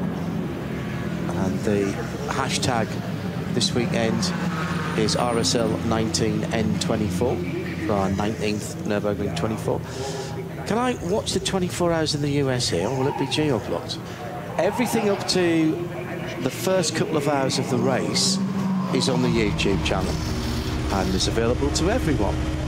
And then after that, in the States, it'll be on the Racer channel, I believe. Well, actually, I said I believe. I know, I've been told. So there you go. The number 59 Dorde Strijcek Altman McLaren Artura Trophy has been moved back 5 places in the start grid, having been speeding in the pit lane. So even the most experienced drivers sometimes, or teams, that can happen to, because that car, the Dorde Motorsport McLaren Artura Trophy Evo, has Volker Strijcek in there, who is very close, as in fact, he's 2 class victories behind Heinz Joseph Bermes in the overall. Wow. He's 14 times a class winner here at the Nürburgring 24 Is hour. the Manta Fox still running in the Classic, by the way? There is a Manta. I'm not sure if it's the Foxtail, but there is a Manta. I think it is. I saw it from a distance. Waren der Box ganz schnell wird und so the fastest lap of the Kreuz Pointers, number 633 Porsche, that's gone, as has the fastest lap for the Toyota Supra number 268. This is all speeding in the pit lane, and it looks like the Jimmy Broadbent car has stopped at Exmüller as well. And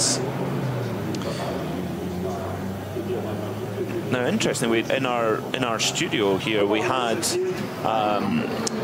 images of the 150 Team Bilstein car driven by Steve Brown is moving. Right. It was definitely moving at that point. Now, whether it stopped and then got moving again could be the case. That was at 6 minutes ago. Well, within those 6 minutes, he's been back moving again. Okay. So I'm having to try and find him on the tracker. Mrs. Powell will be very happy that I'm trying to use my schoolboy German as I'm impressed. My he's moving. Translate hasn't. Who is? Oh, the 150 of Steve Brown. Steve behind the wheel. Yes. Super GT, as he's known to his fans. Okay. Albeit a lot slower than some of the cars around him. He had stopped at Exmüller, so he's moving again. Interesting. I did think when we got the images on our broadcast centre, he did look like his eyes were on stock and the cars were going slow. So that would maybe be, if we put all those bits and pieces together, as number 44 Maurice Schuring has to back right out of it on the Grand Prix track just before going on to the Nordschleife. An M4 BMW on the racing line thought that there was a gap to go through and had to back out of it really close. I have had it from the Oracle, thank you, Johannes, that the Manta in the Classic is indeed the Manta. The Manta. Mind, it is a bit like Trigger's Broom, it's had so many bits on it. It's an early start for us earlier in the UK on Saturday, but is it a 150-minute race? Something like that? Just over 2 hours? There's some great entries. They had their qualifying earlier on. A lot of mid-1970s Porsche RSRs. Rob Huff will be taking part in a 993 RSR. There's a Linwood 911 in there. A what? 911, sorry? There's a Linwood 911. Okay. There's also Ralph Schall in the race-defending Mercedes. Yeah. He's looking to come back and defend his title. He wasn't the quickest. It was a 9:35 that was the quickest today. Number 450, I think it was, if you've got the entry list. I was doing something else while it was on, but I was kind of watching it in the background. It was glorious. A couple of lovely old Asconas in there. It's the more odd stuff you expect to see the Porsches to a certain extent and some of the BMWs.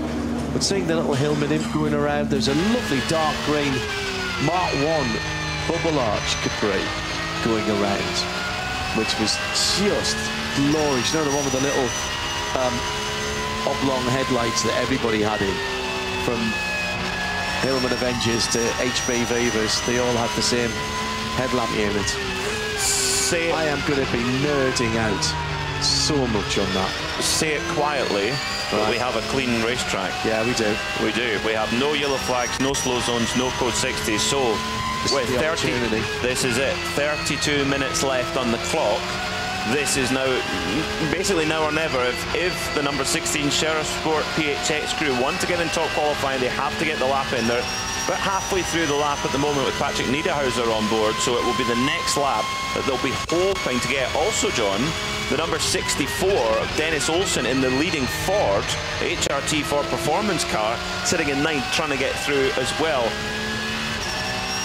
The Steve Brown car was stopped. It's moving now on the end of a tow rope.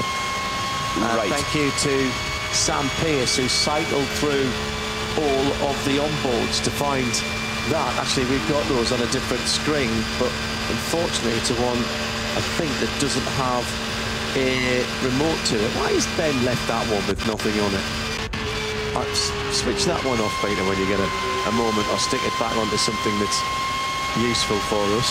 I'll slap his hands tomorrow when I see him. Far side on the right, I think. Hello to Dirty Dishes, who was just about to look up the Foxtails status. I think last year was the first year we did the Classic, wasn't it? It was a big success. And so I don't remember being quite as early last year.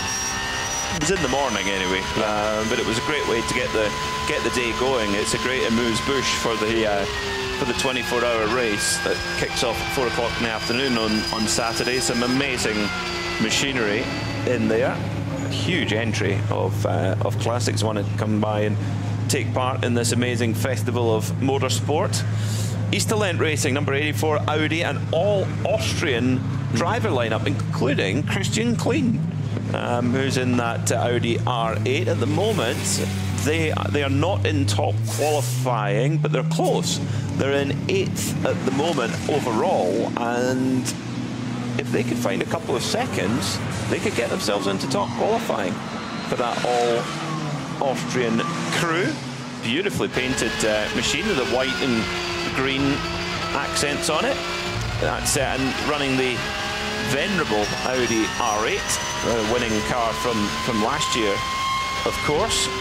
What Schuring's split times, Peter, in the number 44 Falcon Motorsports Porsche. He's got a little bit of traffic, needs to, no, he's had to lift. Oh my goodness, he's on the run to home here, and he's lost time there because he's coming now down into Flansgarden. Which is Albinsfont, just a little bit further on. It goes so quick that you think, oh, well, I'm about there. No, we're further on. But again, Maurice Schuring in the 44 Falcon Porsche, he doesn't have to worry. They're already in top qualifying. They don't have to worry. So they're in. They just need to not take any risk and don't wreck the car for top qualifying. That is more what Maurice Schuring needs to be thinking about. Their headlights on the Porsche way better than the Jimmy Broadbent car we saw earlier. But I still think I'd want them slightly further up the road. I think my 968 from 1994's got better headlights than that. Although in fairness, the 992's got very, very good headlights. I always find that when you drive a brand new car, the headlights have got very, very good. But quite a few of the teams up and down the pit lane have been working hard on that. The Max Cruiser team trying to get the laser lights perfect in the right place for that car. Schuring absolutely flat out all the way down through Tiergarten, through the compression, and flat all the way into the last left-hander, and then leaning on the brakes, and then loads of curb on the right, miss the curb on the left, and then run it right out to the wall. Beautiful. As a driver who shall remain nameless once said to me, you aim for the guardrail on the left-hand side with the orange overlap, because you're going so quick there that you actually drift away from it. If you're not going quick enough, you clip it. That's what he said. It's just incredible. Out behind the Schnitzelarm. No, we haven't. Unfortunately, pre-circuit. Sorry, Peter. Go ahead. Unfortunately, a slow zone at the Advan Arch, which is now I've not seen it referred to as that before. But now that could be at the exit of Arenberg. Well, that's what it used to be. Yeah, that's where it used to be, but it's not anymore. That's not the same sponsor on there now. Yeah. So where is the Advan Arch? Does it say? Doesn't say the marshal post number. No. Okay. And it's a slow zone, so it's not. That's not going to help at all. Okay, we've now got some more information about Annalena Binkowska. Never slower than 130 through 5 marshals posts. Peak of 150 kph in a code 60. It's going to be a quiet weekend for that driver. It may have to re-qualify actually for that. Possibly, yeah, and well, now Maurice Schuring has just gone through the slow zone just before the chicane on the Grand Prix track, so that is where the Advan Arch is then. Interesting, okay. So that shouldn't affect any of the drivers that are on a quick lap. Pardon? On the Grand Prix circuit? Yeah. Coming down the hill to the last chicane? Up the hill, yeah. All right, just as you've gone down the hill and bottomed out and started to climb again before you turn. No, the next one. The next one. The quicker one. Okay. So interesting. Oh, I see what you mean. Yeah, you see what I mean? Yeah. Yes. No, after that. 2 after that. The last chicane before the Nordschleife. Yes. Now, Dennis Olsen is now found. He's at the moment he's about halfway round the lap. He's gone through sector 6. He's in sector 7 at the moment, so he's now going through Klostertal, Caracciolo, Calicel, Hohe Acht. He's found a personal best sector in sector 6, which is the run from Exmühle to the Kesselchen.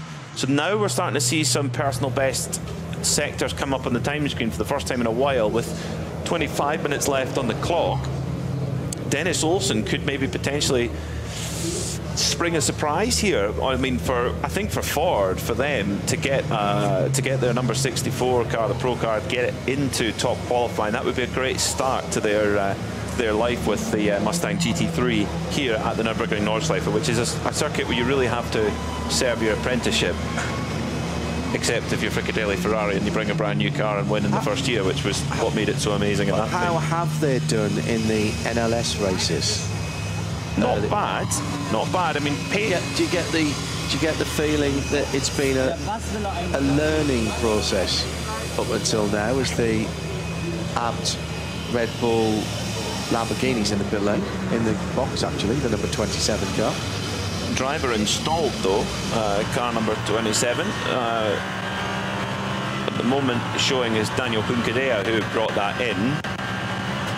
Interesting to see him part of the Lamborghini setup, having been an AMG driver for what feels like forever, but he's very much a free agent now. I understand he does still have an AMG contract, but it's an open contract effectively, so he's drives Corvettes in the World Endurance Championship.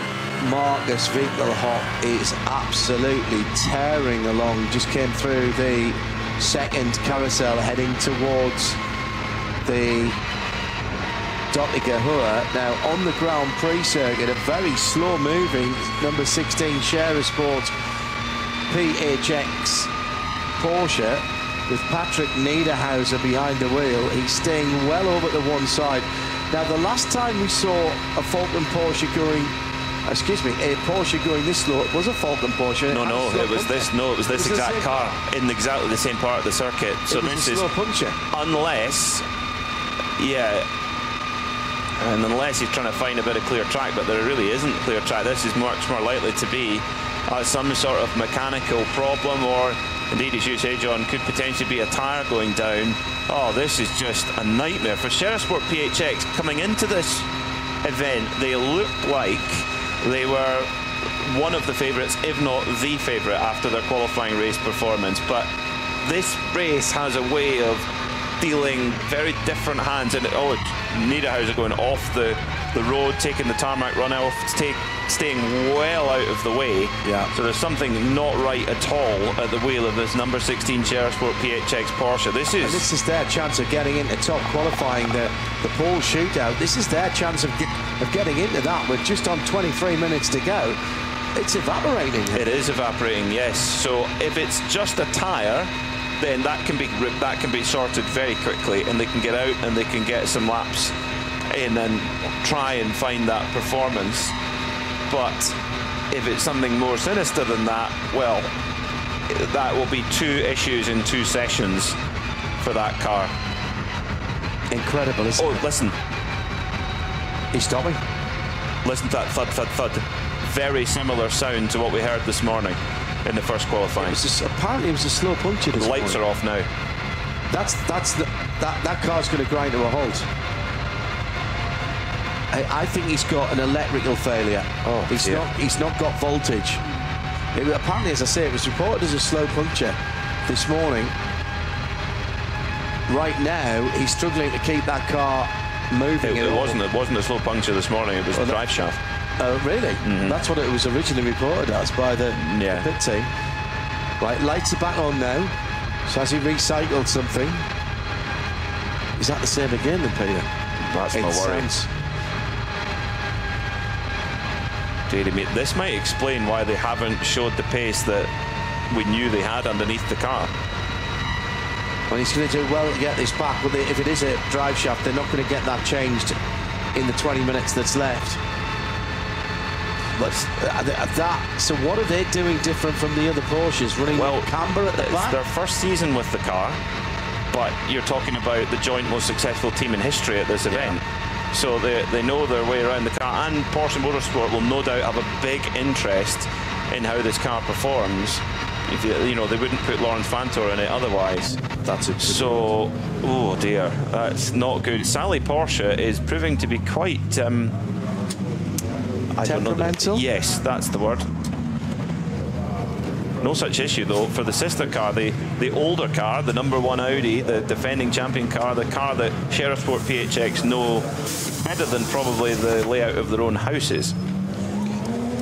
The BMW RSR, after some technical problems, they have called it a night. And that was pretty much an hour before the end of the session. They'll be troubleshooting the problem now. And the team have told the pit reporting team that they'll give it another go tomorrow. Interestingly, team manager for Sherisport PHX getting Lawrence Vantor ready to put in the car. Now that's a good sign. I would wager. Motorsport overalls rather than the Sherisport PHX white and blue ones. He's in the red, white and black ones. So that was Patrick Niederhauser getting out, was it? It was, yeah. So no hurry. It's a good sign that they're getting Lawrence into the car and trying to hopefully fix it quickly. David Pittard, Nicky Team et al. Valkenhorst Aston, which is in a fabulous colourway. It reminds me of the Cool Runnings bobsleigh. It's kind of in that sort of colourway. I'm going with that. They are Cool Runnings. Well, it's got a nasty scuff on the left rear wheel arch, as if it's been very close, just in front of the rear wheel. Yeah, there's been contact. Rear left. Yeah, they've had that for most of the session. That's the second Aston that we've seen with a scuffed side this week. So we saw a road car the other day with the Valhalla was the Valkyrie, wasn't it? Yeah, I like that. Mattia Drudi David Pittard, Nicky Thiem and Christian Krognes are cool runnings. Do you see what I mean, though? About I love it, yeah, and I will not unsee that now. I love it. At the front with the kind of British Racing green and yellow kind of gave me a bit of a DBR9 throwback, but cool runnings, we're going with that, definitely. Right, so just hearing now that an appeal from Zork Rennsport, SRS, has been accepted, so she will be allowed to race after that. I'm astounded by that. It'll be a stop and hold for 90 seconds at the end of lap 1. Well, interestingly, out on the circuit, one team that are doing do have an opportunity to get up into the transfer spots is the number 64 HRT Ford Performance, number 64. Dennis Olsen, the bespectacled Norwegian who won the Rolex 24 in the GTD Pro category in that very type of car, has just gone faster than anybody in all day through Sector 6. Was it 65 at Daytona? Can't remember. I don't remember. He was in one of them. So he's in the 64 at the moment now. Then tell me on the Twitter, please. If he's definitely showing pace to be able to get up into that transfer spot. Just needs just a better clear racetrack, and that Ford is quick enough to get one of those 5 tickets to the top qualifying shootout tomorrow. What time has he got to do? Is he in as it stands now? No, he's not in. His best time at the moment is an 8:17.3. That you need an 8:14.599 to get in. Right. So he needs to go faster than the Aston Martin in 5th position. Yes. At the moment, he needs to split the 2 Aston Martins, the 34 and the 37. That's an amazing effort by Marek Botman to get that old spec Aston Martin number 37 into the top qualifying shootout for Pro Sport. That's a great effort. Even if they get bumped out now, that they've done an amazing job to get it that far up the order. The Porsche of Scherer Sport, Sally. I love, by the way the Sally script is written in Porsche script, apart from the Y, but you never have a Y. Oh, do you? Is there a Y in Porsche script? I don't think there is, but it's got a crossover on the Y. But the SALL is all Porsche script, as if it was... I like that. And the tattoo as well. Yeah. Very, very clever detail. Well, Sally needs to behave herself now. She's back out onto track with Lawrence Vantor on board. 16 minutes. That is enough they'll do once round the Grand Prix track, and I would imagine just get back on with it and try and get 2 laps in and hope that they get a green flag racetrack. That was a puncture for the 16. Well, if that's all it is, Platten hinten rechts en recht. So, erreicht, I should say, sorry. Sorry for those of you who actually do speak German, but... I'll answer your question. Dennis Olsen was in the 65. He was? Yeah, not 64. So he's 64 just now, 65 at I thought it was the 65, thank you. Oh, Cayenne has a Y. Of course it does. But it doesn't have the crossover on the end of it. It's got a little bit of it's got the loop on the bottom of the Sally. So a puncture at least on that right rear. Dennis So Olsen. do we think the slow puncture caused the issue with the drive shaft? Could have done. Could have done. Because that was reported long before. I got the report of the slow puncture while that number 16 car was still coming in. So they would have known that from the PTMS, Porsche Tyre Management System. Also, Cayman has a Y in it. It does. Yeah. Yeah, very good. So, last lap by for Dennis Olsen was... Now, this is interesting. Thanks, Irish Kev. His last lap by was an 8:17.3, but he lost 6 seconds in Sector 7 alone. So, there is pace within that Mustang. But it's getting the clear lap. There is a lot of traffic out there. Still 14 minutes to go, you know. There is, but it's, you know, we have 134 cars that have started this session. A lot of them are in the pits, but I would say more than half of them are on the circuit. So I think I can see the number 16 team manager going down, speaking to some of the... I guess he's offering everybody helping the race if they pull the cars off the track in the next 15 minutes. Yeah, or at least an unlimited weekend supply of Maltesers or confectionery of their choice. My Malteser stacking went down well this morning. That was the thing of beauty. That was before they started melting. Thank you to Ryan Walker, among others, who reminded us that it was indeed the 65. And to Irish Kev for Cayman as well. How could I forget Cayman and Cayenne? The McCann was actually meant to be called the Kaylet, K-A-Y-L-E-T, is the little Cayman.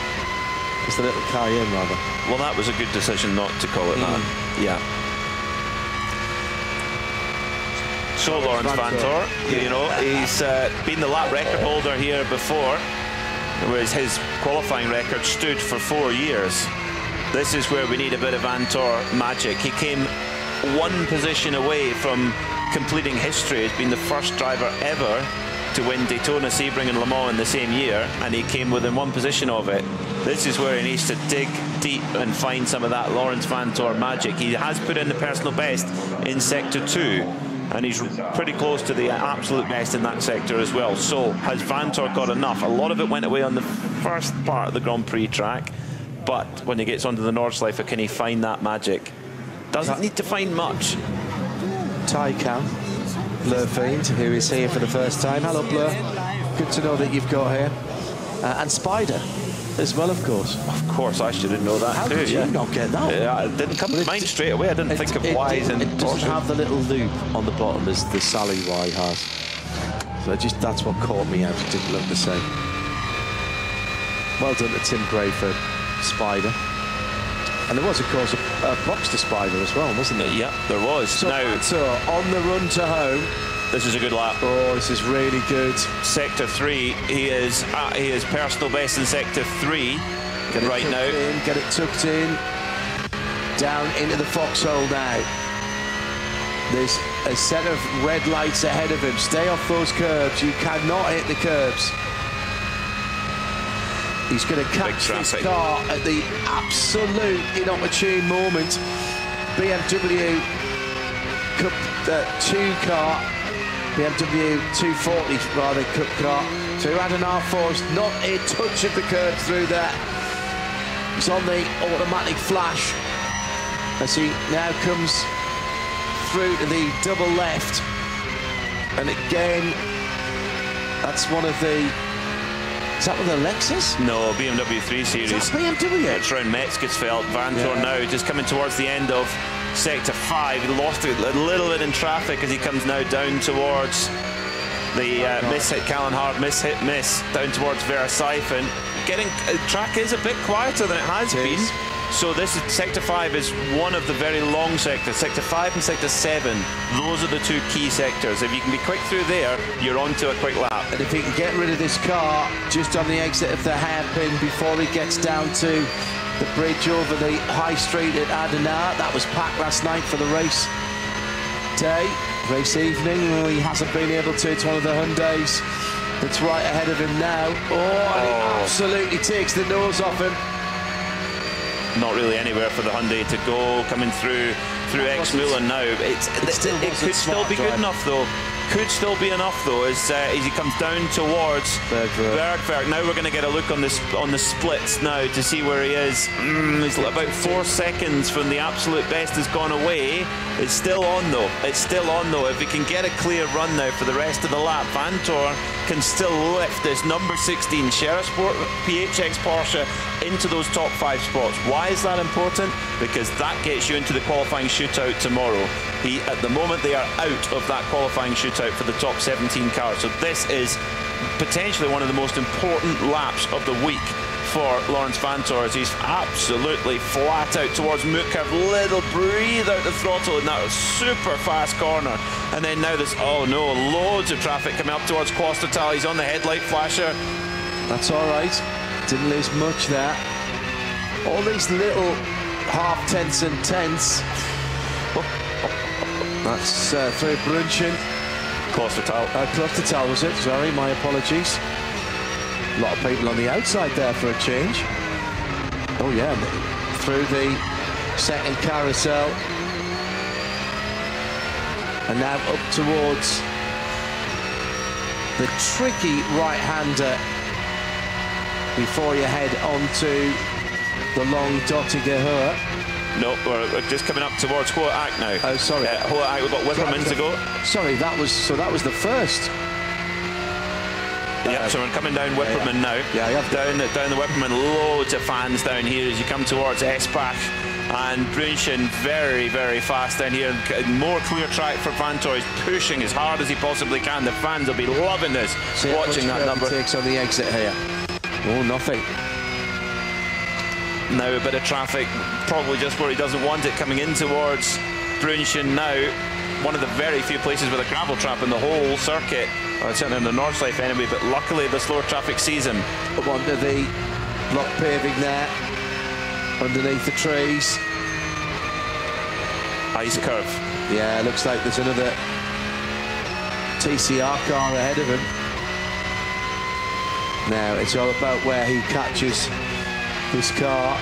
Yeah, it's another Hyundai, isn't it? Very distinctive rear lights. Hyundai's hit the indicator. The drivers. That was the way that the other one should have done that. Yeah, it's hard to say. I mean, they're all going for their own pole positions as well in class, and yeah, difficult one. The drivers have said if you don't put your indicator on, keep on the racing line. If you put your right-hand indicator, go to the right. He has got a blue light on that car. Interesting, yeah, and he's not in top qualifying. That's a good point. Absolutely certain all SB9. All SB9 makes sense because they can all potentially be very fast. Yeah. Now he's at the second. Decline of carousel now, yeah, and then up towards Galvin. Mist hanging in the air there as well. Just maybe from a bit of temperature inversion. It's been so hot all day. Yeah, there is, you know. This could be a good sector now as he comes out of Galgenkopf now onto the Dottinger Hohe. Is it close enough? They had 3 personal best sectors through there. Now, oh no, it's gone away too much. It's gone away far, far too much for Vantor in that 7th sector. Just too much traffic, but he will get another lap. Yes, he will get one more lap now for Vantor to try and lift this car up into the pole shootout. What Sheriff Sport PHX have got to hope here is that a lot of cars back out and come into the pits and the track clears up a little bit in this last part of the session. Zoom out on the track then and see who's on the track that he might catch in the first quarter of the track, because that's who he's going to catch. Lots. He's backed right off. He's backed right off. He's absolutely going to nail the exit here. Has he still got performance in the tyres? 3 really quick sectors early on. Comes across the line. Past us now. Heading down into the tricky first corner.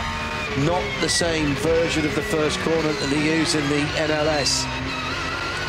Down through the dip and into the left-hander. Now onto the back onto the standard Grand Prix circuit. They'll go all the way down to the bottom of the hill. This is a tense time in the pit lane for this car and the rest of its team. It's got the blue flashy light on, but it needs to be, surely needs to be in the conversation for the pole sitting lap and in the sharp end of the field. It's a critical lap here because if Lawrence Vantor can get this car into the pole shootout, they are all of a sudden right up the front order as a favourite for the race win again, and indeed potentially for pole position. You know, as Vantor's just gone personal best through sector 1, first part of the Grand Prix track, so it's on track at the moment. I think we've got a call. Are we? Oh no. Nope, not by our timing screen. Okay. So that's good for Vantor and for Sheriff Sport PHX. Right now, Pro Sport Aston Martin, they are on that last transfer spot. They are watching through their fingers right now, going, please traffic. They're thinking in completely the opposite way. They're going, please a code 60, please some traffic to keep them in the top qualifying shootout. So there's 2 totally different emotions here. Real nerves in the Sheriff Sport garage. Likewise nerves in Pro Sport, but both wanting 2 different outcomes here. Not such a good second sector there though for Vantor. Here's some news, is that the number 11 AMG GT3, the Hertling hire car, because of an indiscretion in a code 60, that Schnitzelau Mercedes will start from the back of the first starting group. And also, same for the McLaren Artura Trophy Evo. That was pit lane speedy. And the 677 M240 iRacing Cup, driving to fast and record 60, serving a drive-through penalty at the end of the first lap. And whichever the drivers it was there will get a DMSB penalty point. Massive little twitch there as Vantor came through, absolutely flat through Flugplatz, and the rear of the car just wiggled. Now coming out towards Schwedenkreuz is one of the biggest, gutsiest corners anywhere on the circuit, all the way over the crest, and then hard on the brakes for Arenberg. Went absolute best in Sector 3 and personal best in Sector 2, so Vantor is on a lap here. He is on a lap to get into top qualifying. He's got traffic down at the bottom of the foxhole, at least a couple of 3 cars, and Peter should be able to tell us who they are, as they are. Well, he's right with them now. Once he gets past them, though, he's got them both really nicely in the first of the right-handers going up the hill where you go down gear, one more gear in the Adenauer Forest. It was a Golf TCR was one of them, and they stayed way off the racing line. They've really helped them now towards Metzgerfeld. It's clear here now. There was a lot of work going on the right-hand side earlier on, using the uphill section to help tuck the car into the left, and then the right-hander now over the brow. Callenhard down through the right-hander. How's his time going at the moment, Peter? It's looking good. It's looking good, and it's got clear track from right now. Pretty much, he's got it's hard to say exactly, put a number on it, but there's going to have clear lap for a little bit. There is then a little pocket of traffic that he probably will reach towards the end of the lap. The siphon down that banked hairpin out through the right, then looking for the road on the right-hand side as your braking point before the bridge. There it is, turns in, drift out to the red and white curve, just touched it there. There used to be a change of surface which helped you on the turn-in, but it's not there now. He's having to do it from muscle memory, coming up to the Lauda corner before he hits the very important right-hander at Bergwerk. Lovely late turn in there. And now the consecutive left-hand corners, they get progressively tighter. Put as little steering lock in as you can, but you've got to nail the last one because there's absolutely no runoff on the right-hand side. Here he is, turns it in now. Wow, the front end of that Porsche's looking good. Much steeper here than it looks from the car. Up towards the mud curve, you cannot take any of the curbs here. It would be absolutely disastrous and it upsets the car. Fantastic stuff from Vantor. I think he took a little bit of the grass on the right-hand side. Now towards the left-hander at the bottom of the hill, where the old test hill was straight ahead, and he's climbing towards the carousel, the Caracciolo carousel, aim it at the end of the AMG board there in the marshal's post. Patience, patience, patience, and then pop out of the carousel like a cork out of the bottle. Up towards Hoak then, and traffic-wise, it's still not bad. I think he's going to come across them just around Brunchen time. The next load of traffic is just coming through Wipperman. So in terms of clear track, I don't think Lawrence Vantor could have asked for much more. But is he going to be able to get a clear lap through? No, there is going to be traffic, but how quickly can he get by? That is the question. He's now going to have he's now going to have traffic coming towards him as he heads down the hill now, up through the curves. It's such a roller coaster ride through Wipperman and then now towards Esbach and Brunken, past all the fans. They are getting a late night show here at the Nürburgring. He's still not had to slow down, and he's doing a really good job of keeping it up here through Brunchen up to Eisbach now. So cold because that's where it stays nasty under the trees. He used a lot of curve there. This is the fast part. You've got to know where you are on the circuit. There's lights out in the distance, but it is in the distance. And if he catches this in the right place through Ansgaard and through the Stefan Beloff S, which I think he's going to do perfectly well. Oh, he gets cut off just slightly, had to hit the brakes. That's cost him time there.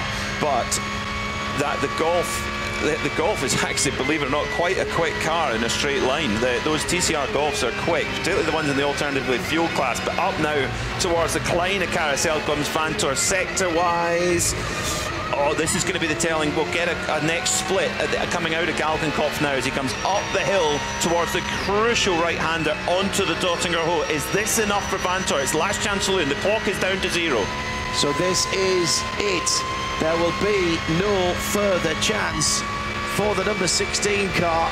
And Lawrence Vantor with 4 personal bests, 1 outright best in the sector so far, and now it is the run to the checkered flag and potentially a spot in top qualifying tomorrow, which you'll see and hear live on the Radio Show Limited network of channels on RS1 and of course on the world feed streaming around the world. Oh my goodness, he's got traffic, but he's going to get away with it. He's going to get away with this. That was a much later braking as he came through Tiergarten, and now on the front stretch. It is only the stopwatch that will tell us now. He comes through and passes us now as he goes across the line, and what's his time? He goes to 3rd place at 8:12.103, and he's in, and that means the Aston Martin is out. That is just pure cinema. Just Lawrence Vantor up against the Kosh. A driver who works so hard at his personal fitness, his determination to his craft. He's been with the Porsche brand for so many years now, won so many big races, and yet when he gets put in a corner, when he had to deliver for the team, a team he's never driven before. In fact, it's a team he's been racing against for so many years, and he gets them into top qualifying. That is why Lawrence Vantor is a Porsche Works driver. The Vantor boys have been qualifying wizards this year. They have. Dries was unbeaten for a time, took 4 out of the first 5 in IMSA, and he's not had it all his own way recently in the BMW side of things, but that was a pressure. That's not pole position.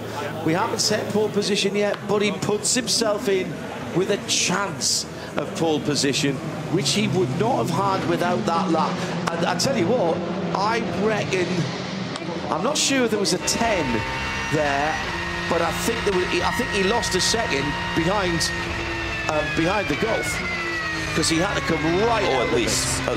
But that was gritty. That was seriously gritty. But you have to spare a thought for Pro Sport Racing, a small independent team with an old spec Aston Martin. They miss out. They miss out. Now, oh, this is cruel. They miss out by from the newer Aston Martin, the 34 of Valkenhorst, by a 10th, 0.107 of a second on a 25-kilometre lap. They've just missed out on top qualifying, but nevertheless, that is a highly commendable effort from Pro Sport Aston Martin and Marek Bogman, who set that lap. Don't forget, there's more qualifying to come tomorrow for everybody. We are not locked in at this point. So SP9 quickest, the defending champions, share a sport. Chris Haase in that car, the Audi. Then the Manthey 911 Porsche for SP9 Pro. For Pro-Am, HRT Ford Performance in the 63 car was the quickest in 13th overall. Cup 2 is the Loesch Motorsport by Black Falcon Porsche. Was that Dylan Pereira who set the time in that car? Yes, it was. Max Cruiser Racing with the AT2 top time for the 644 car. SP Pro Nordique Racing. Let's see if we can pick up what's being said here down in the pit lane. An encouraging pat on the leg for Lawrence Vantor, but I think it'll be high fives all round. One of the very top drivers in the world. He's just got out of there and said, basically, the way he's walked out of that, he said, well, that's what I do. There's almost an element as well as they're going, why were we in that position in the first place? Yes. There's that air of a body language about it. We said Max Cruiser Racing, they've got a second provisional pole in the AT3.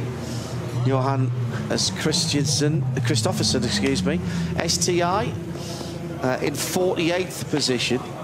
It's a pretty small class for the SP40. TCR, pole position, Mark Bassing, provisional pole.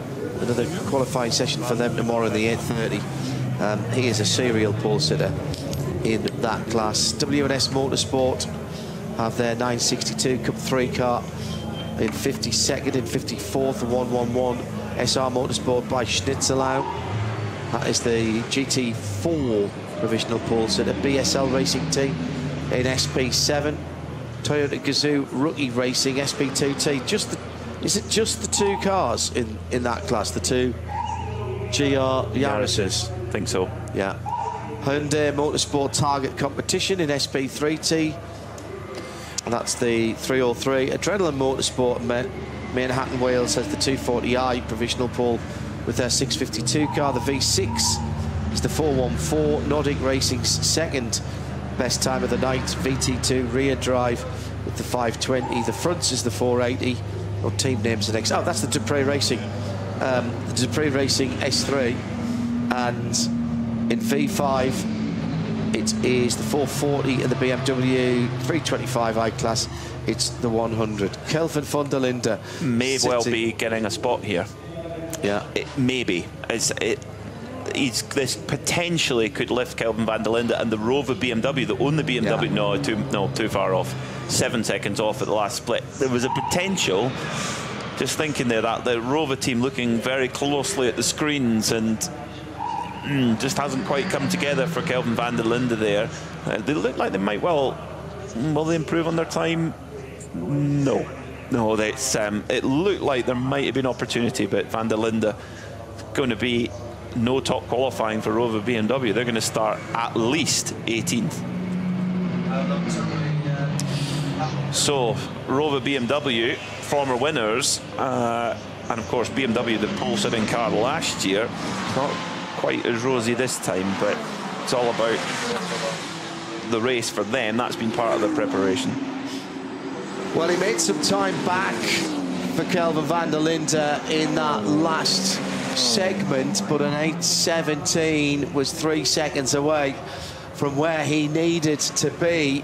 So right now, Peter, we can tell you the 5 transferring into the top qualifying, the pole shootout. Just one round of that. That is different from last year. So just the one opportunity.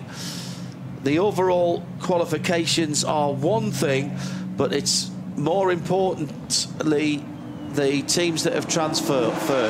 Well, and it was all changed in that session too, because Rover BMW and Dynamic Porsche coming into this session wherein they've not improved, they've not been, they've not done enough, and the cars that have done enough are the number 16 Scherer Sport car and indeed the 28 Lamborghini. So that gets both of the top Lamborghinis in. So tomorrow we will see a qualifying shootout between Manthey Porsche, both Falcon Porsches, the Jutta Audi, both AMG Team Get Speed cars, the Realize Kondo Rinaldi Ferrari, all 3 of the Trinity Solutions Volkenhorst Aston Martins, all 3 of them, the 48 Black Falcon Porsche, the 11 Schnitzelau Motorsport AMG. No, you won't see that one. That's been put to the back of its start. No, that's interesting. It will go to the back. So does that then open a spot up in top qualifying? That's a very good question. That we'll find out in the morning.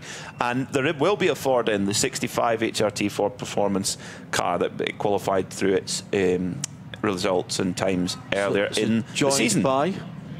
Joined by the Scherer Sport PHX Audi, which was fastest of all tonight. Yes, with an 8:10.580. That's a qualifying lap, big time. That was Chris Haase very early on, wasn't it? Amazing, just like they did in the first session. So that number 1 Audi, the defending champion, has a lot of speed. Yeah. So then there's both apt Lamborghinis are in there, the 16 Scherer Sport Porsche with that amazing lap from Lawrence Vantor, and then rounding out that 5-car transfer spot group is the 34 Volkenhorst Aston Martin. Right, so that was, as you said, all of those guys getting in. This is not the grid set. There will be another qualifying session for everybody who's not in the top shootout. But obviously, we will be bringing you... I say obviously, I shouldn't say that. You might not know. We will be bringing you all of the action from tomorrow's sessions, and you won't want to miss any of it, because as you saw there, these times can pop up at any spot. And let's not forget, Peter, for those who aren't in the top qualifying, those qualifying sessions tomorrow is their last chance to improve. And it could be, you know, it could be the time to get a clear lap as well, because there could be other teams that have got their grid spot done, or they feel they've done the best and they just park up and save the car. So, but if you're needing to get a lap time in, maybe you'll get we'll get a dash for it. So we'll be looking more at the other classes tomorrow. So that brings us to the end of a terrific Thursday. The holiday weekend starts right here, as does the 53rd running of the ADAC RAVENOL 24 hours of the Nürburgring. Third place then with that lap of the gods from Laurens Vanthoor. Second place for Luca Engslers in that satin black number 28 Lamborghini. But Christopher Haase with an incredible lap earlier on of a 8:10.580, a full second quicker than Engsler and a second and a half quicker than Vanthoor, when the track was not, it has to be said, at its best in terms of the temperature, or indeed the rubber. Qualified then, the number one, as we mentioned, the share of sport, the Team Get Speed Mercedes number 17, Jutta Racing's Audi, Red Bull Team Abt, and the Lamborghini. The second of the SR Motorsport by Schnitzelheim, the number 11 car. That car showing in the top qualifying right there, but that car's got a penalty for a problem with, I can't remember if it was speeding in the pit lane. So thanks very much for those of you who are with us tonight. Let's reconvene tomorrow. We'll leave you with some highlights of today. For Peter Mackay, I'm John Hindhaugh, and thanks also to Ben Constantiouris, to Joe Bradley, and of course to Johnny Palmer. Tim Gray has been on the dials back in London, and thanks to our camera operators and everyone on site here for Nürburgring TV. Having yourself a great Thursday evening. Let's have a fast Friday tomorrow, shall we? See you then. Bye-bye.